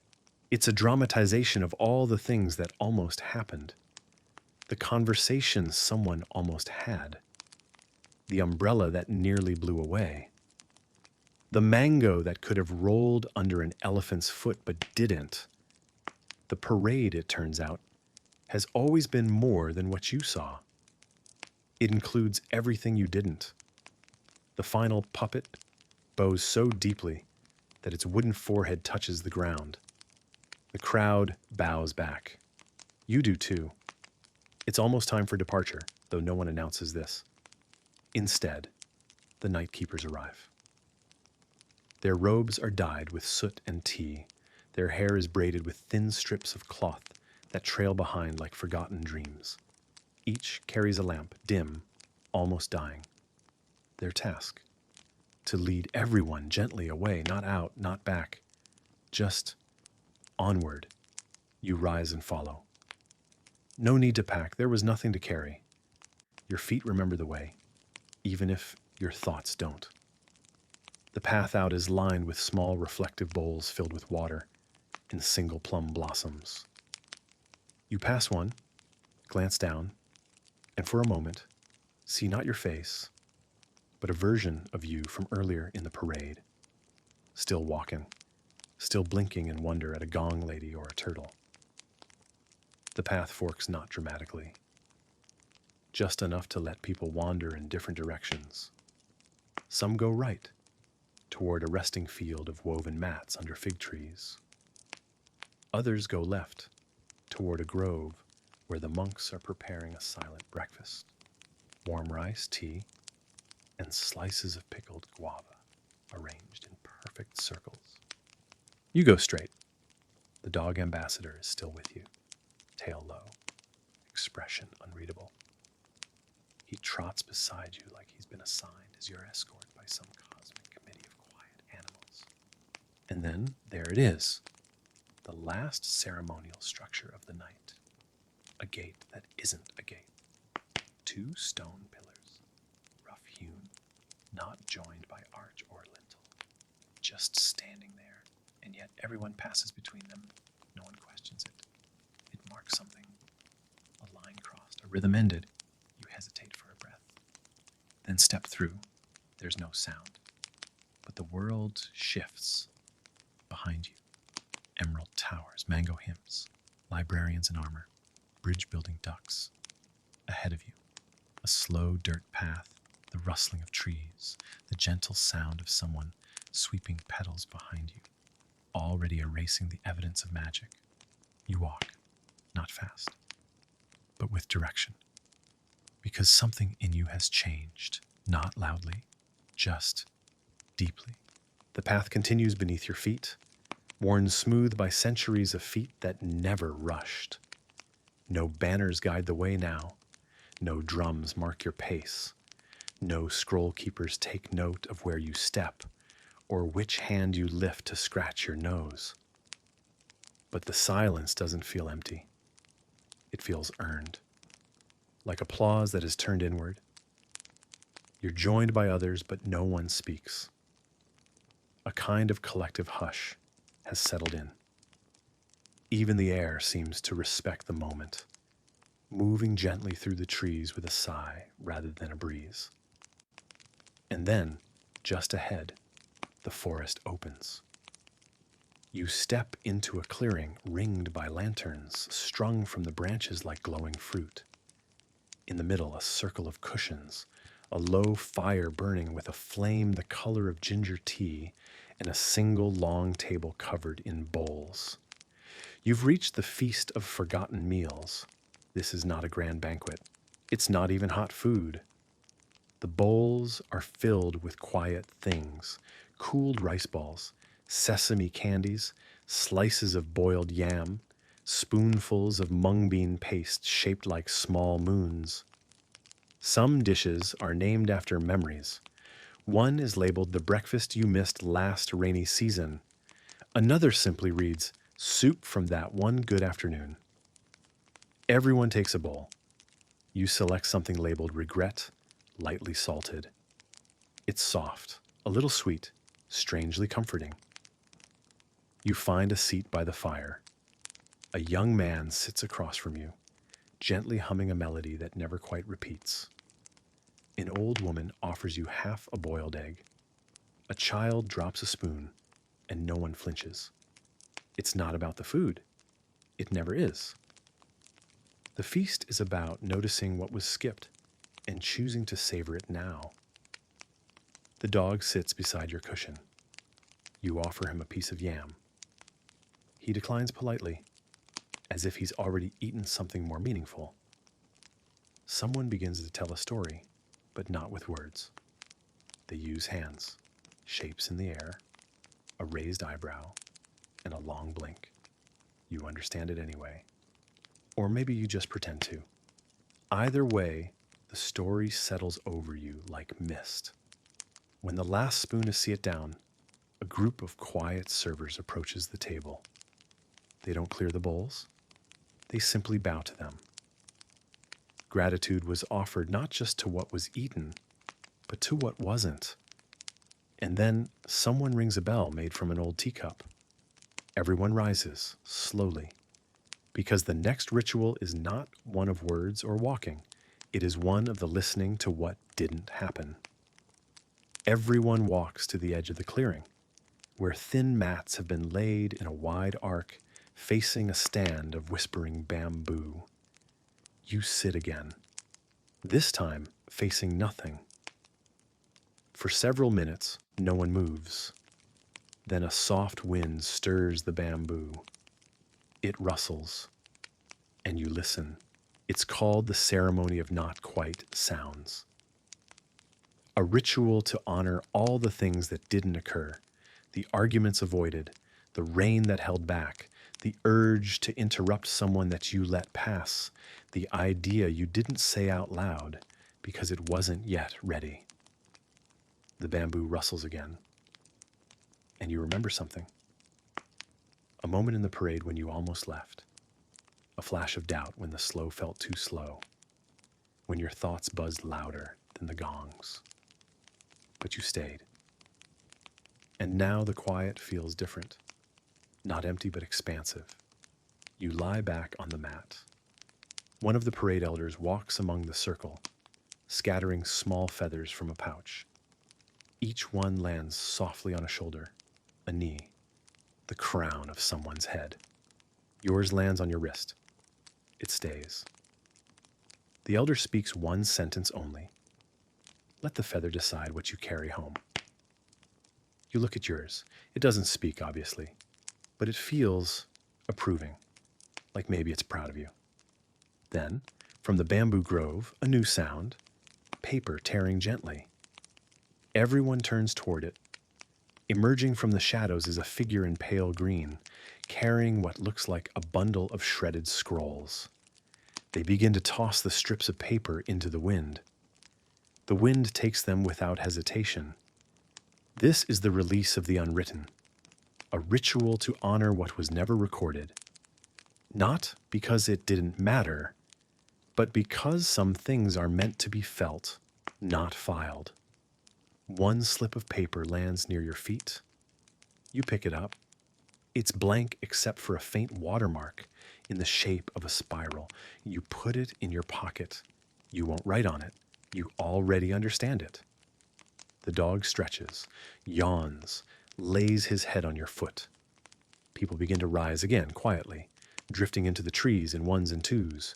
No call to order, no final blessing, only this soft dispersal, like dandelion seeds in reverse. You stand last, brush grass from your robe, and begin to walk again, not toward the tower, or the path, or even the sunrise that's just beginning to whisper behind the trees.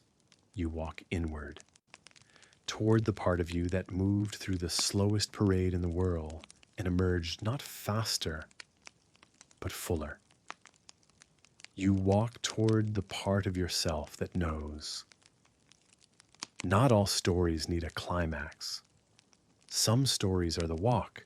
You follow no path now, just the space between trees, the feel of soft earth underfoot, and the rhythm of your own quiet. It takes a moment to notice you're walking beside others again. Not a crowd, not a procession, not just quiet pairs and solitary figures who also haven't quite decided where they're going. Some carry lanterns, some carry bowls. One carries a feather quill dipped in invisible ink. None are in a hurry. All are still with the parade, even if the parade is technically over. A soft sound reaches your wind, maybe, but more musical.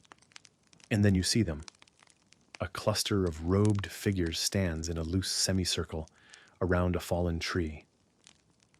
Each one holds an instrument you don't quite recognize. Half harp, half basket. They pluck the strings with fingers dipped in water. The sound is delicate, like someone playing memories through mist. This is the orchestra of echoes. They play not for an audience, but for what has already heard.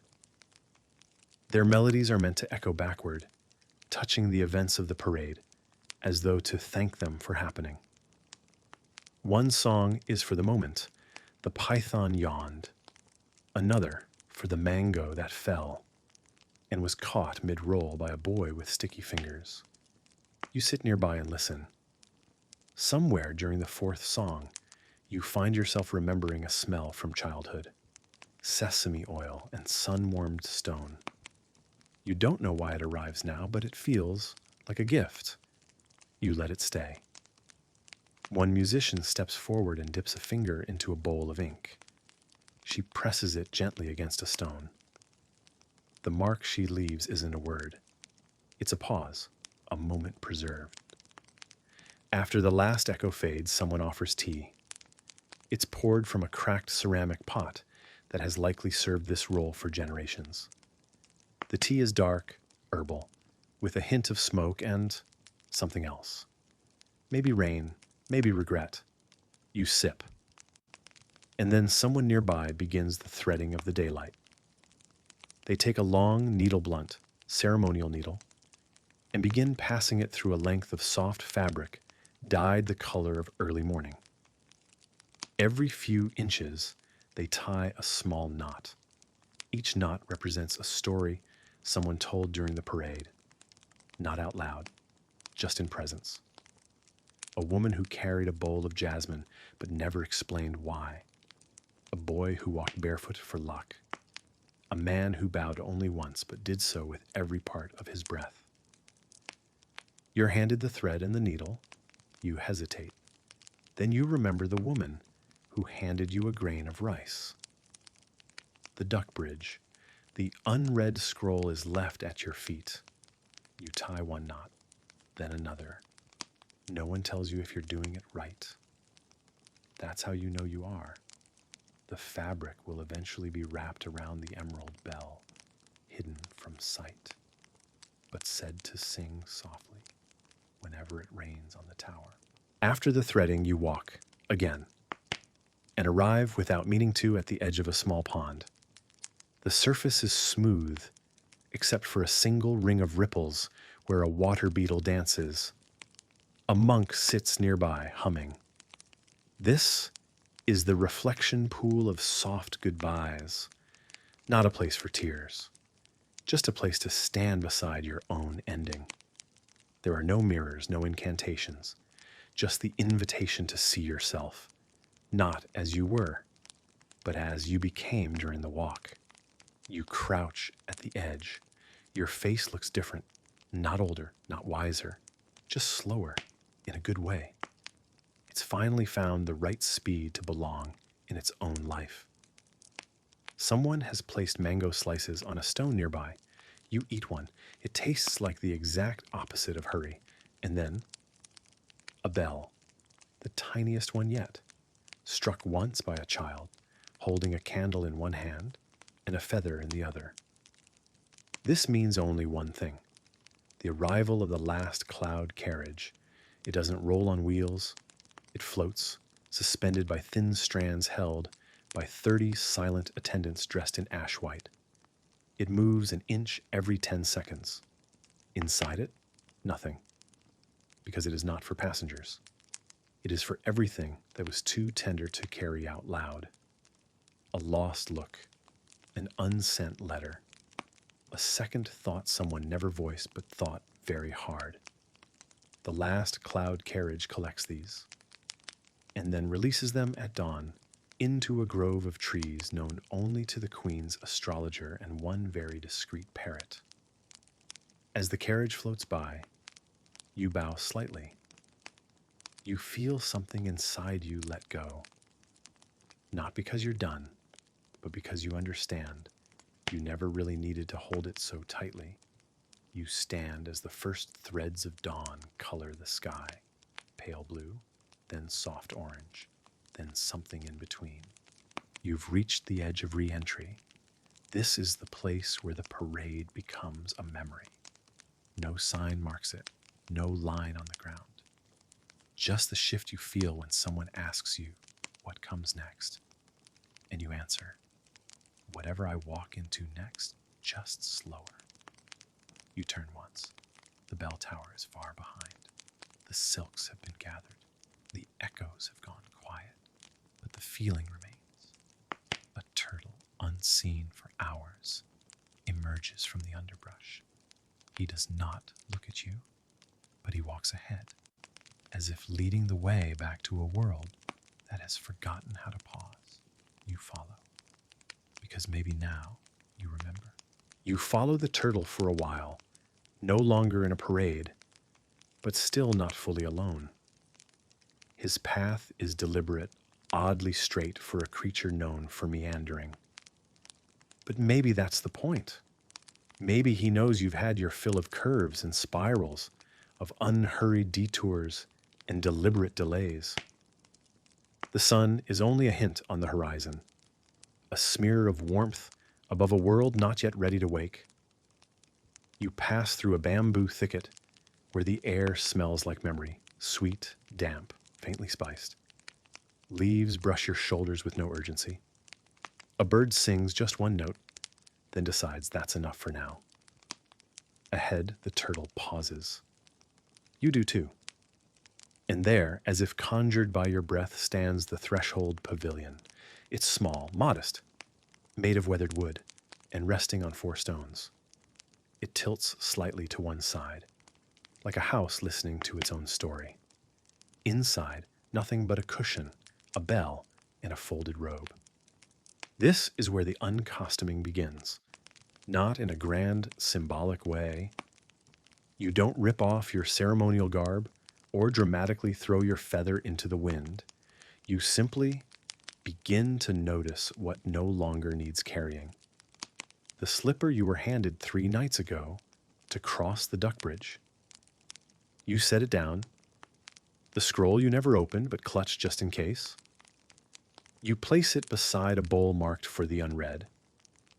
You fold your silk sash neatly, respectfully, and leave it on the robe cushion. No one watches. The turtle doesn't care. But you feel different, lighter. Outside the pavilion, a stream gurgles softly. You wash your hands not to cleanse, but to let go. The water is cool, the kind of cool that tells you it has never hurried in its life. You dry your hands on your sleeves and begin walking again. The trees thin out now. The path broadens. You can hear the world waking. A cooking pot clinked in the distance, a rooster testing its range, the faint shuffle of someone beginning to sweep a courtyard. And just when you think the magic has passed entirely, there it is again. The soft archive tent. You didn't expect to see it. Most don't. It only appears to those who walk the full parade. Those who waited for the weeping umbrella to be forgiven, who bowed before ducks, who noticed the girl with the silver thread and said nothing, but remembered. The tent is made of rice paper, its corners held down by smooth stones, its entrance marked with nothing but a feather tucked into the folds. You enter. It's silent. Inside, scrolls. Dozens, hundreds rolled and stacked, wrapped and tucked.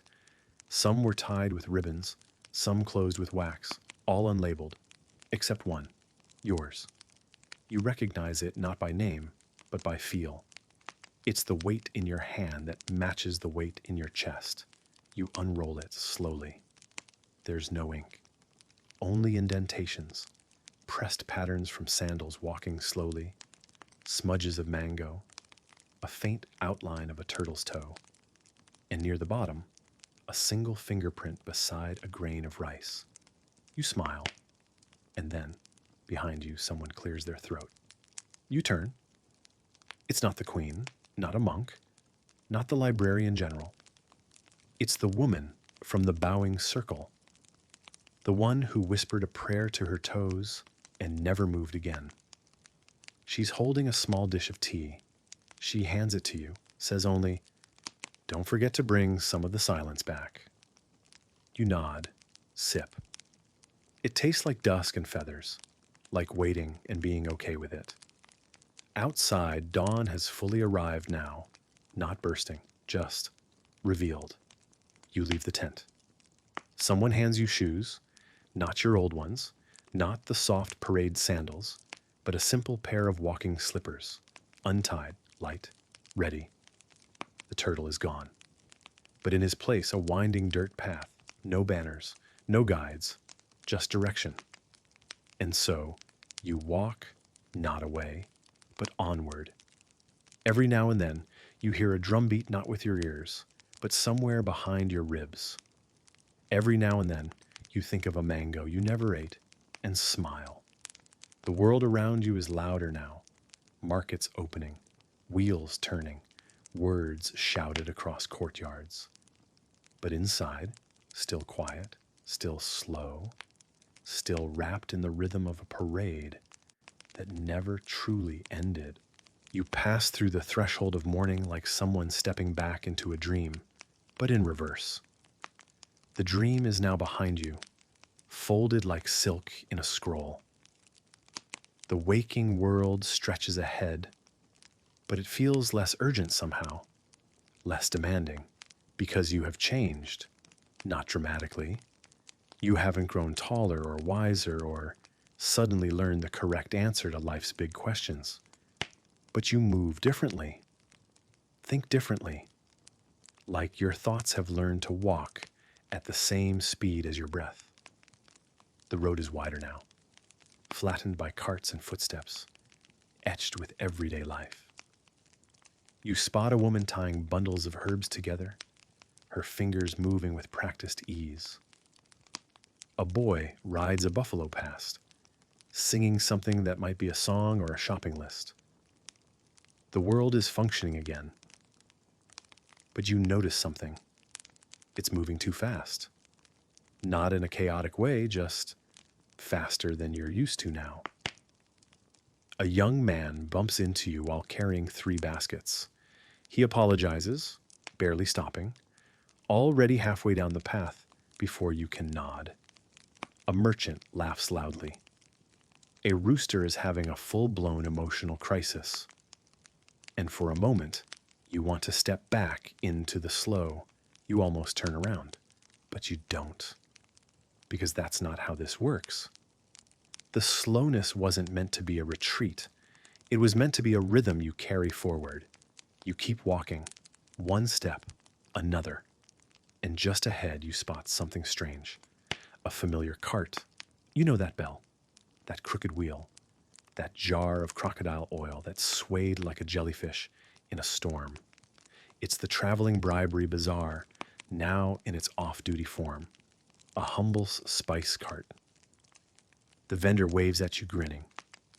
Back so soon, he says. Did you buy anything you can't carry? You laugh. Maybe, but I think I'll keep it anyway. He hands you a small sachet. Inside, crushed lemongrass, powdered lime leaf, and a tiny folded note. You open it later. It reads, "What you didn't say still counts." You tuck it away. Further along the road, children are playing parade game, a pretend march where they imitate elephants, peacocks, and parasol bearers. One girl performs the slow motion bow with such conviction that her friend topples over beside her and giggles. You watch, then bow too, just a little. The girl sees you, smiles like she knows exactly what you're doing. You step into a village square, familiar yet distant. A pot boils on a stove. Someone sells sweet rice from a banana leaf cone. A cat yawns in the sun like it's meditating. Everything is where you left it, but you are not. You walk to the far side of the square, where a shaded bench rests beneath a frangipani tree. The same kind of tree you once imagined described your inner self, remember? You sit, you breathe, and slowly, carefully, you unwrap the mango you've been carrying all this time. It softens slightly, just ripe enough. You take a bite. It tastes like every step you took, like gongs and peacock feathers in the sacred hush between 2 drum beats. It tastes like patience distilled into fruit. A passerby glances at you, sees the mango, nods in approval. Parade fruit, they say. You nod back. The day rolls on. Eventually you stand and keep walking. You're not headed anywhere in particular, just forward. And the strange thing is, you don't feel like the parade is behind you. Not exactly. It's in you. In the way you greet people. In the way your eyes linger a little longer. In the way you notice someone's silence and hear it like music. The world is still fast, but you you've slowed. Not because you're lazy, but because you finally understand that slowness is not weakness. It is attention. It is reverence. It is choosing not to race past the only life you'll ever live. You pass a tree. Tied around it, a small strip of gold silk. You smile. No one needs to see it but you. Because now you know how to walk through the world and leave no trace. Except the kind someone finds one quiet morning and doesn't quite understand. But now, somehow, they were meant to follow. You leave the village quietly, the soft hush of morning settling around your shoulders like a shawl. The path ahead is no longer ceremonial, no longer silk-strewn or perfumed with incense, just earth and dew, the same as it's been for everyone, forever. But it feels different now, or perhaps you're the one who's changed. The fields on either side stretch wide and pale in the early light. Grass leans gently with the breeze, whispering secrets you're too content to chase. You pass a line of trees whose shadows fall across the road like sleepy dancers frozen mid-step. Somewhere nearby, a bird sings a note so clear you pause. Just to listen, just because you can. Eventually, you reach a simple crossroads. No grand archway, no trumpet of gongs, just 3 dirt paths, parting like polite siblings. One bends toward a hazy line of hills. One curls down toward the distant sound of morning market chatter. And one slips forward into a shaded grove, where the trees hold their leaves like quiet prayers. You don't move right away. You sit on a low stone at the center of the fork, worn smooth by years of indecision. Here, under the bare arms of a frangipani tree, you allow yourself the rare pleasure of not choosing. And that's when you see it. A small, palm-woven box, half hidden in the roots of the tree. No name, no decoration, but unmistakably meant for someone who's walked slowly enough to notice it. Inside the box, a square of golden cloth, frayed at the corners, the exact hue of the Queen's banner. Folded within it, a single feather, slender, white, and impossibly soft. Underneath, a note written in tiny, steady script. Whichever path you choose will be the right one, if you carry it kindly. You hold the feather for a moment, then place it carefully in your satchel, next to the mango seed, the sachet of lemongrass powder, and the folded slip of paper that once read, "What you didn't say still counts." And then you stand, not with certainty, but with peace. You take the path into the grove. It welcomes you with shadows and birdsong. The trees arch overhead like a vaulted chapel, each leaf catching the morning light like stained glass. The air smells of sap and moss and something older than story. Deeper in, the trees open onto a small clearing. At the center, a table, set for one. Low and wooden, carved with lotus petals and duck feathers. A single cushion beside it. A cup of tea, still steaming. A scroll, a brush. There is no sign, no invitation, but you understand. This is the table of remembering. You sit, not with a grand sense of purpose, just the simple grace of someone who has been offered a place and knows to accept it. You lift the brush, dip it in the ink, and pause. You could write about the gong ladies or the dancer who never blinked, about the turtle astrologers or the mango battalion marching in rows. You could write about the silence between footsteps, or the moment you realized you were no longer trying to arrive, only trying to remain present. But instead, you write one line. I walked slower than I ever thought I could, and I saw everything.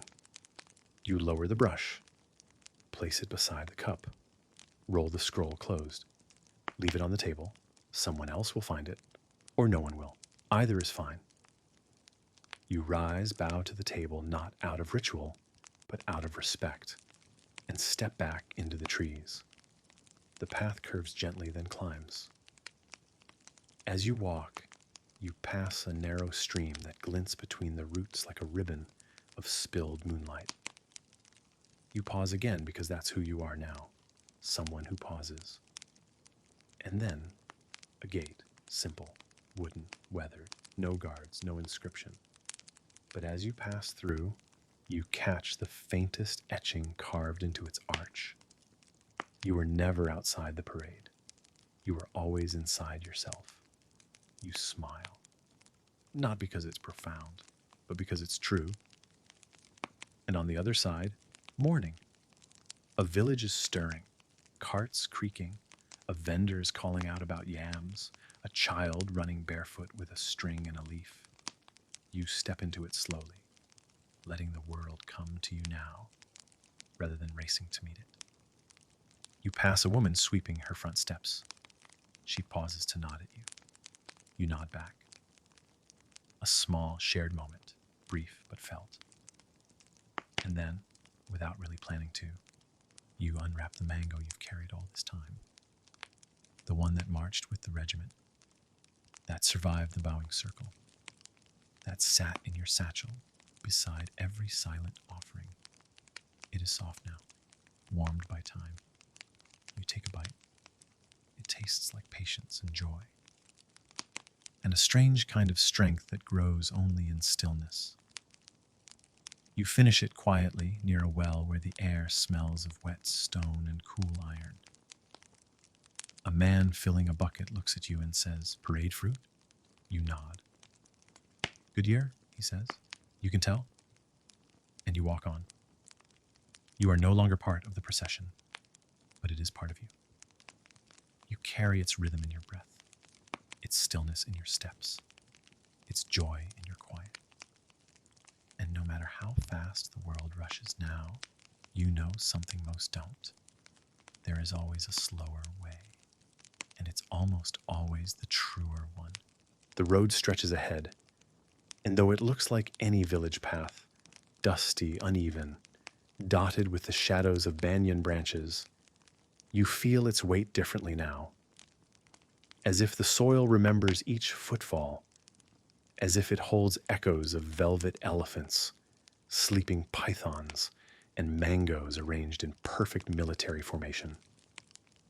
You pass a rice paddy, its surface mirrored in the golden light of a post-dawn sun.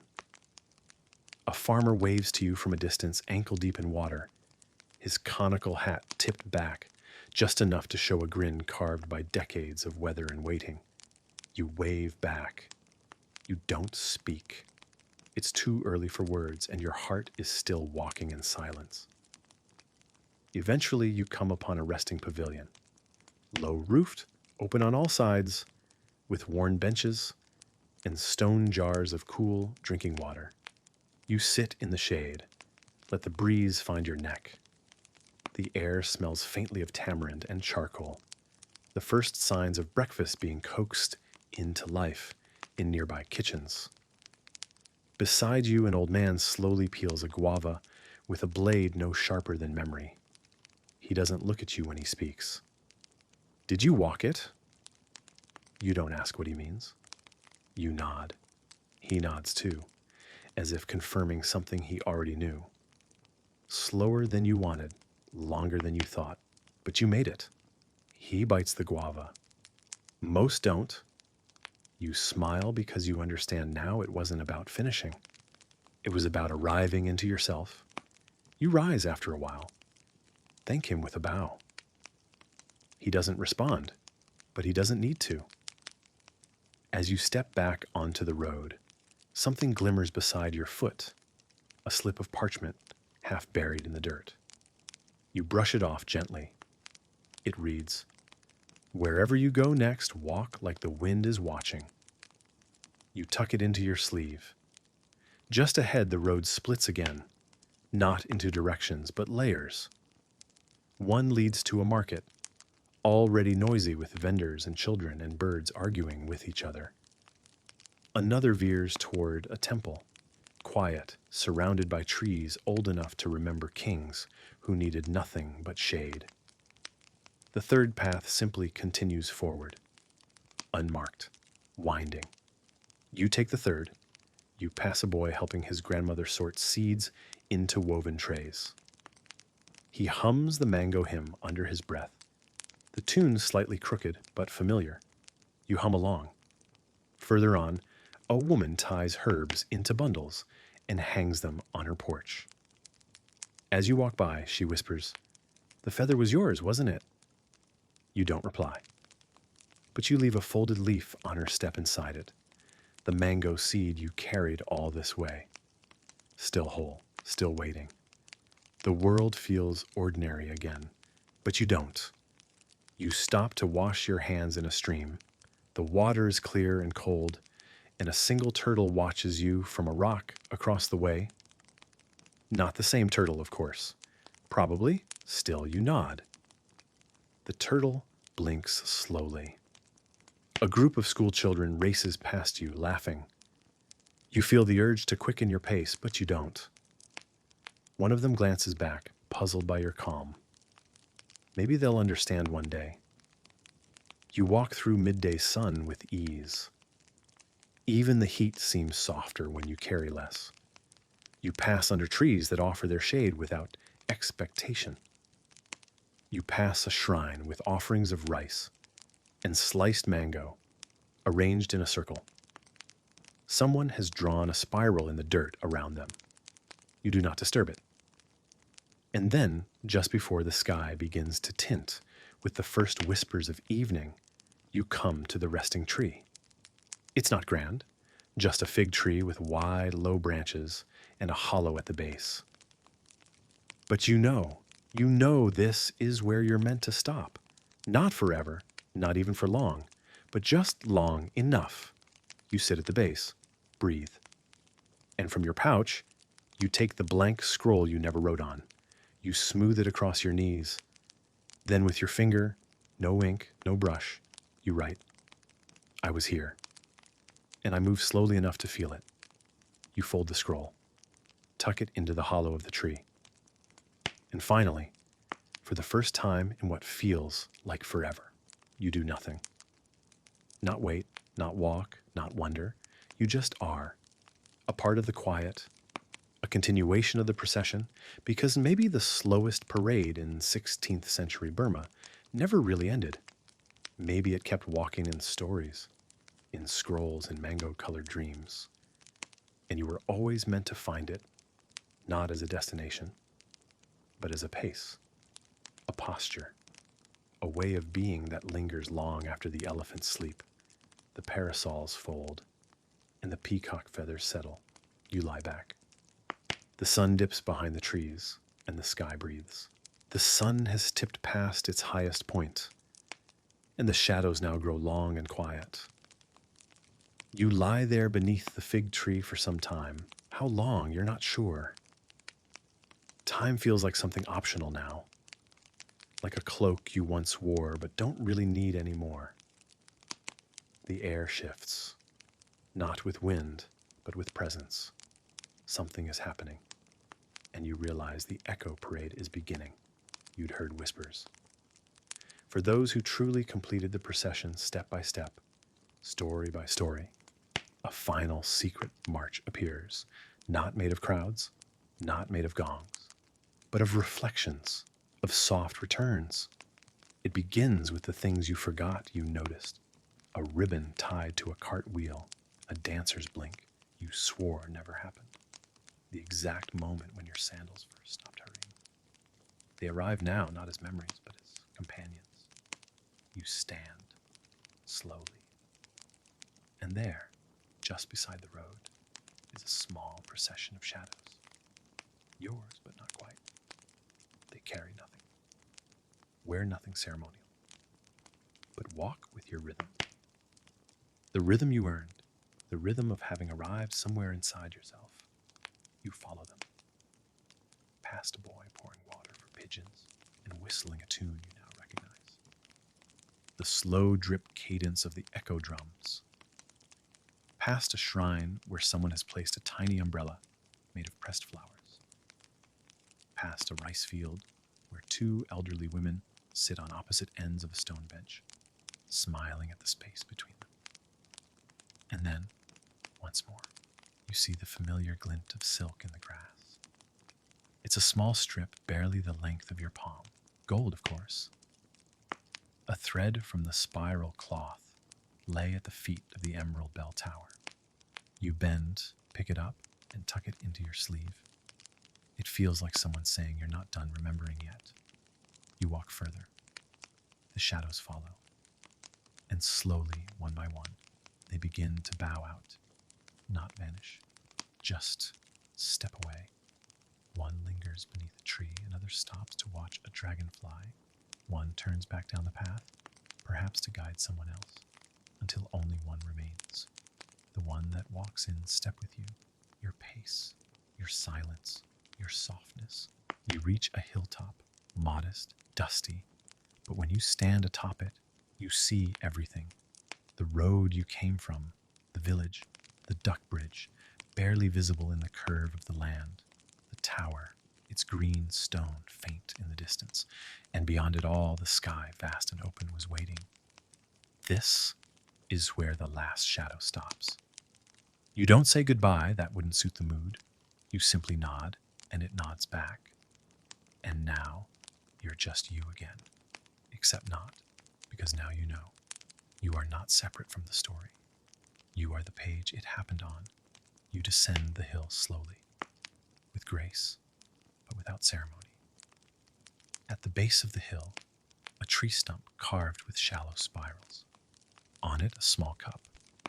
Inside, a single dried mango slice. You eat it. It's chewy and fragrant and a little bittersweet, just like every ending worth remembering. Someone has etched words into the stump, not deeply, just enough for late light to catch. Even after it ends, keep walking like you're still being watched by feathers. You smile and continue on. At the edge of the field, a boy stands with a bundle of fresh-cut bamboo.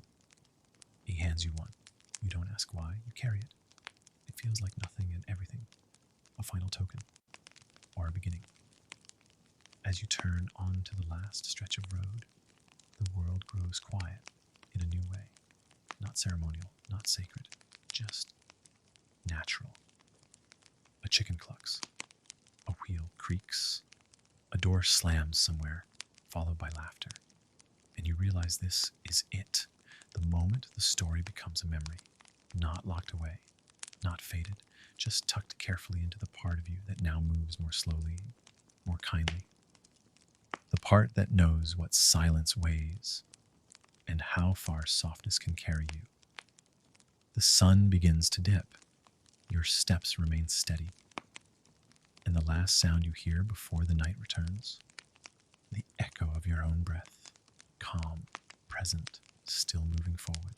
The road fades into soft dust now, the kind that clings gently to your soles without protest. You've walked long enough to stop asking how far it goes. The answer, it seems, was never meant to be measured in miles, but in quiet.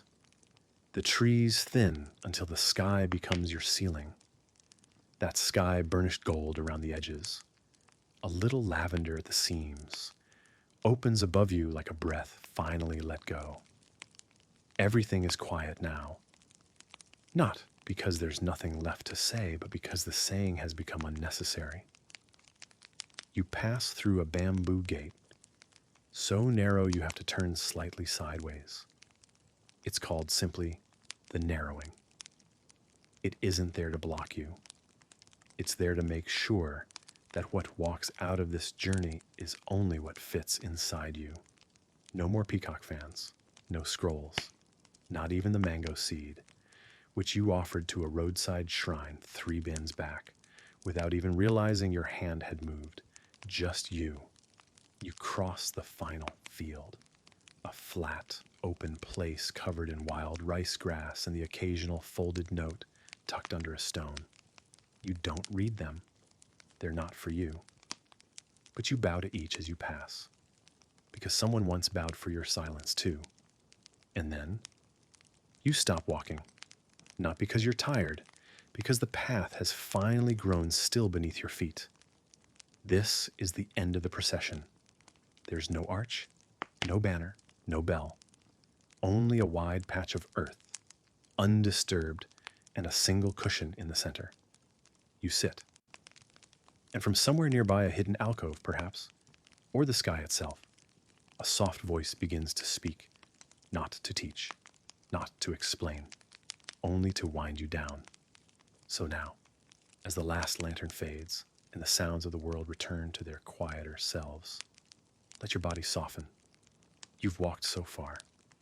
You've seen silks unfurl, elephants pause, and mangoes march like armies. You followed a turtle, met a snake named Serene Coil, and bowed beneath a bridge built maybe by ducks. You've breathed in incense and echo, and left behind more than footsteps. You've carried stories. You've let them carry you. And now it's time to rest. Let your shoulders fall away from your ears. Let your hands unclench slowly, like the petals of a flower that knows no one is watching. There is no more procession to keep pace with. Only breathe. Only the hush that follows knowing. The stillness that follows the ceremony. You are safe now. Nothing will ask anything more of you tonight. You are not late. You are not behind. You are not too much or too little. You are exactly the size of your softness. Exactly the weight of your waiting. You lie back now. The ground is cool, familiar. The stars return like old friends who don't need to be loud to be present. And in this last silence, let your mind float gently like the final feather of a golden parasol back through the spiral, past the bell tower, past the mango grove, back into the tender center of your breath. It is time to sleep. You may dream in gold tonight.